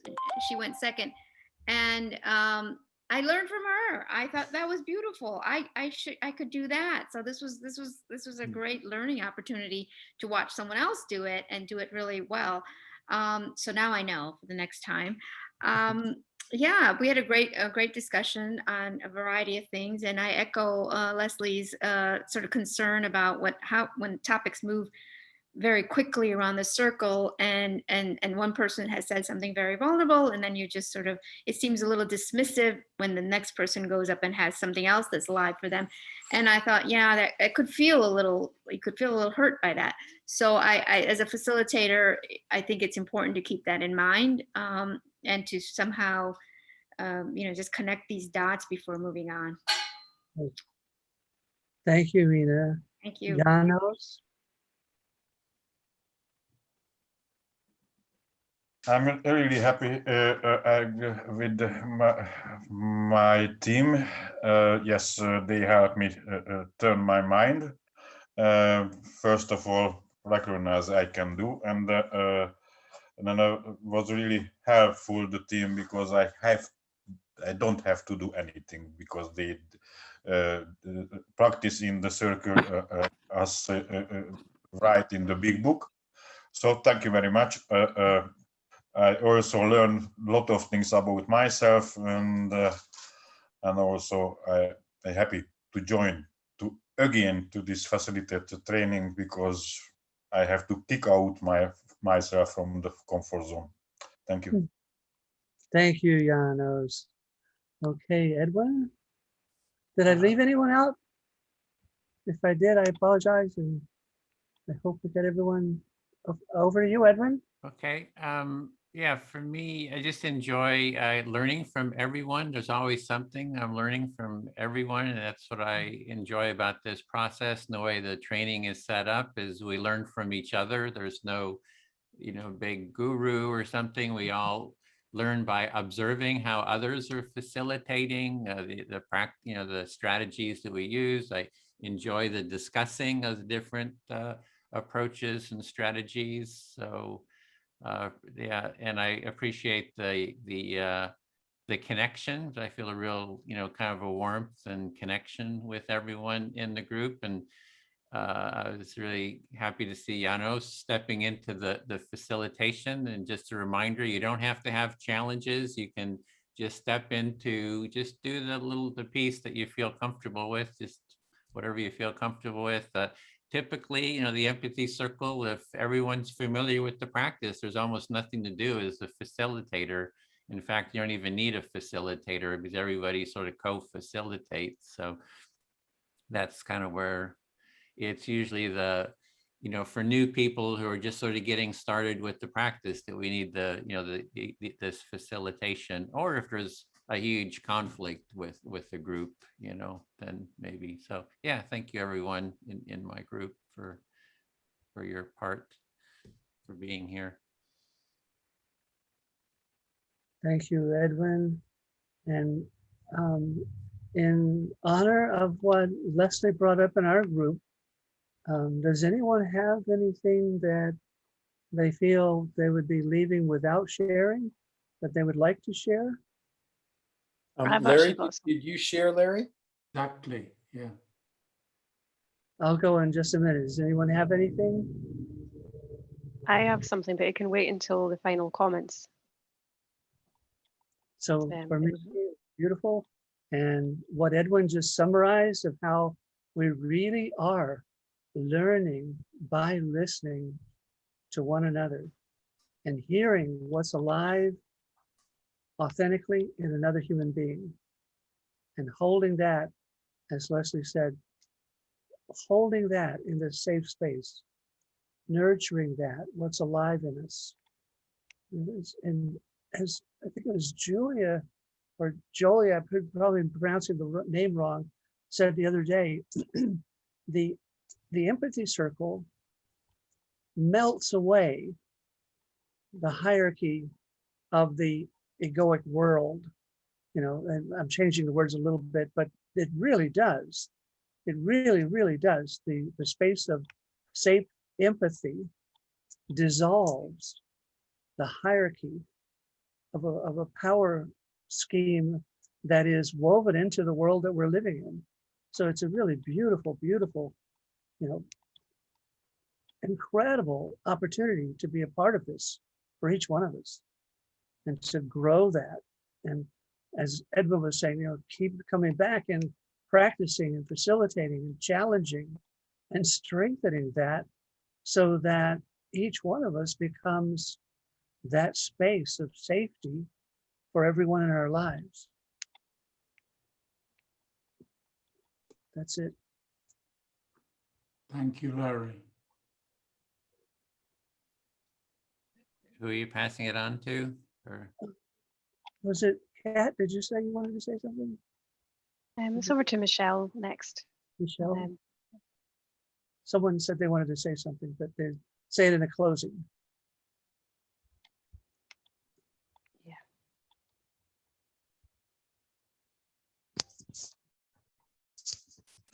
The closing is going to be the trainer comments. So if you'd like to share, Cass, feel free. My comment was just to Leslie and Mina. I've actually had that challenge of someone in the circle being very vulnerable more than everyone else. So then the way that I addressed it, it's happened a couple of times. So when I was a speaker, I sort of had empathy in my expression to connect to them. And then also I would bring the others with what they were saying in to sort of glue everything together. So everything would be reunited, and then we'd move the turn on. So I would sort of bring everyone together in my turn as a speaker. That was it.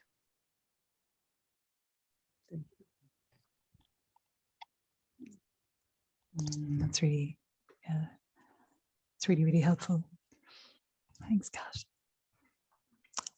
So for the closing, just for what's coming up in session 5 next week.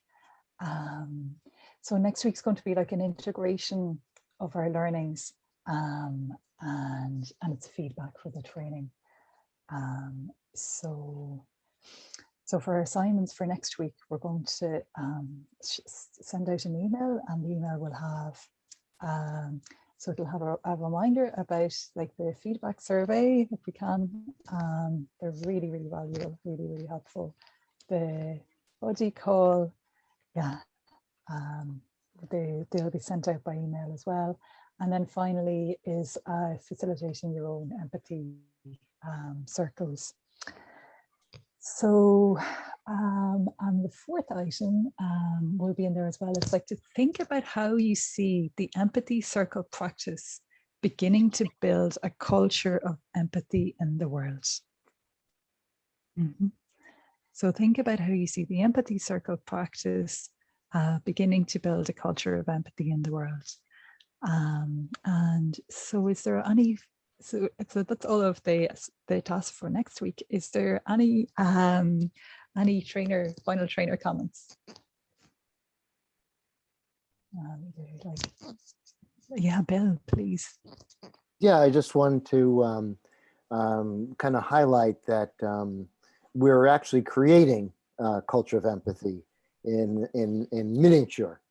And so we just need to spread it, as opposed to most revolutions that involve hitting someone over the head first. So we'll cut out the middleman there. So thanks. Thanks, Bill. Thank you. Edwin, yeah. Yeah, so you can hold an empathy circle during the week, but if it's hard to do that, you can do the one-on-one listening. I don't know has anybody done the one-on-one, like do an whole hour with someone? You've been doing that, Michelle, Leslie? Great.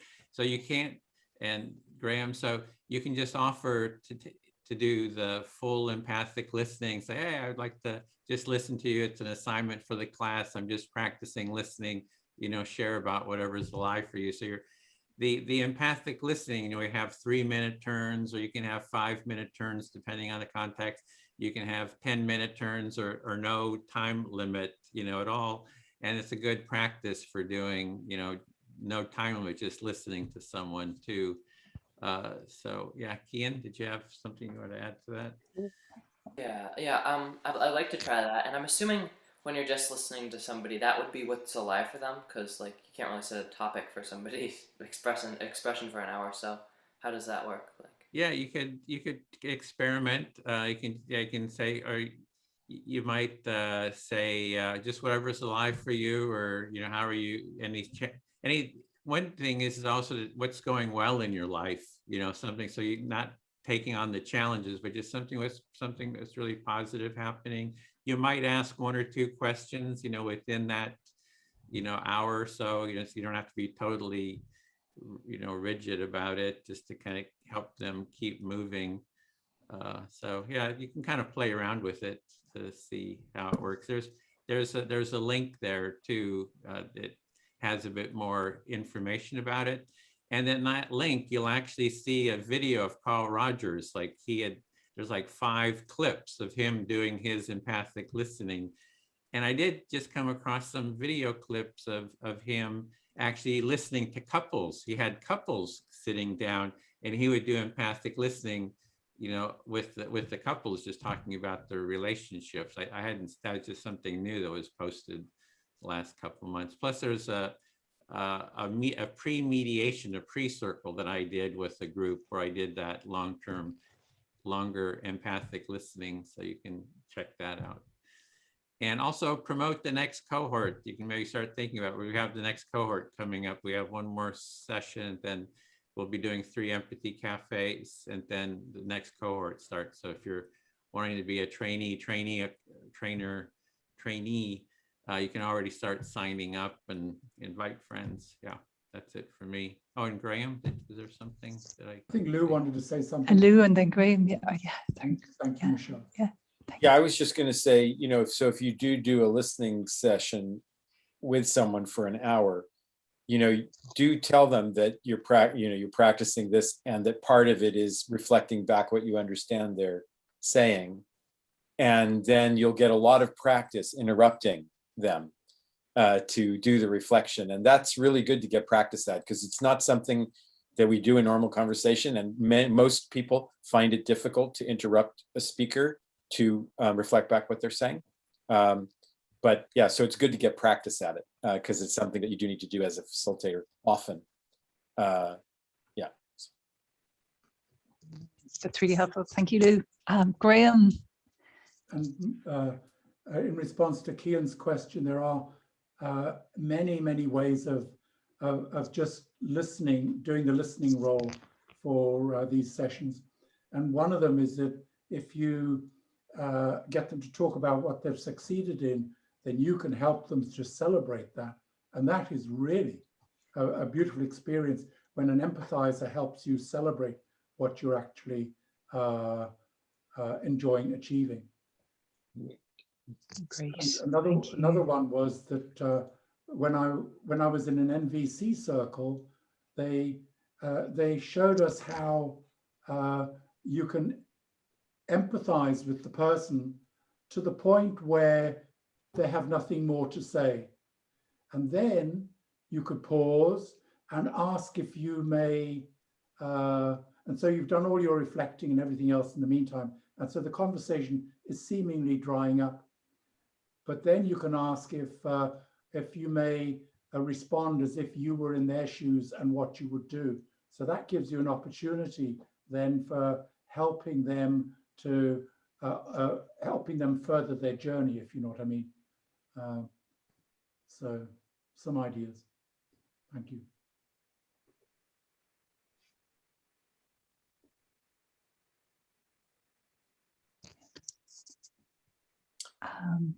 I had one more Bill, thing I wanted. Bill, did you? Yeah. Oh, sorry. Thank Go you. ahead. Yeah, thanks. Go ahead, Lou, if you like. Yeah, please. Oh, I want to acknowledge that Leslie asked about conflict resolution in the opening circle, and I didn't really have time to talk about it. And that's something I'd be happy to talk about at the Friday Facilitators Support Group if you want to come there, 12:30 p.m. Pacific time. Yeah, there's a lot to know about it, and I'd be happy to talk about it there.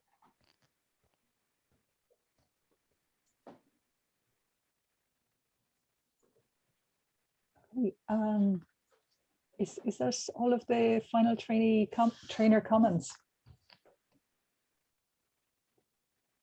Yeah, we're good. Okay, so I think we've just come to the end of the session. So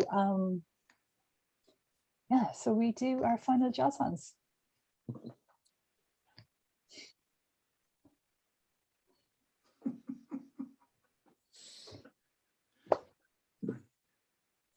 Have a lovely week, everybody. Thanks, everyone. Thanks to everybody that was in my circle. It was really, yeah, thank you. See you next week. See you next week. Yeah, see you Friday. Bye.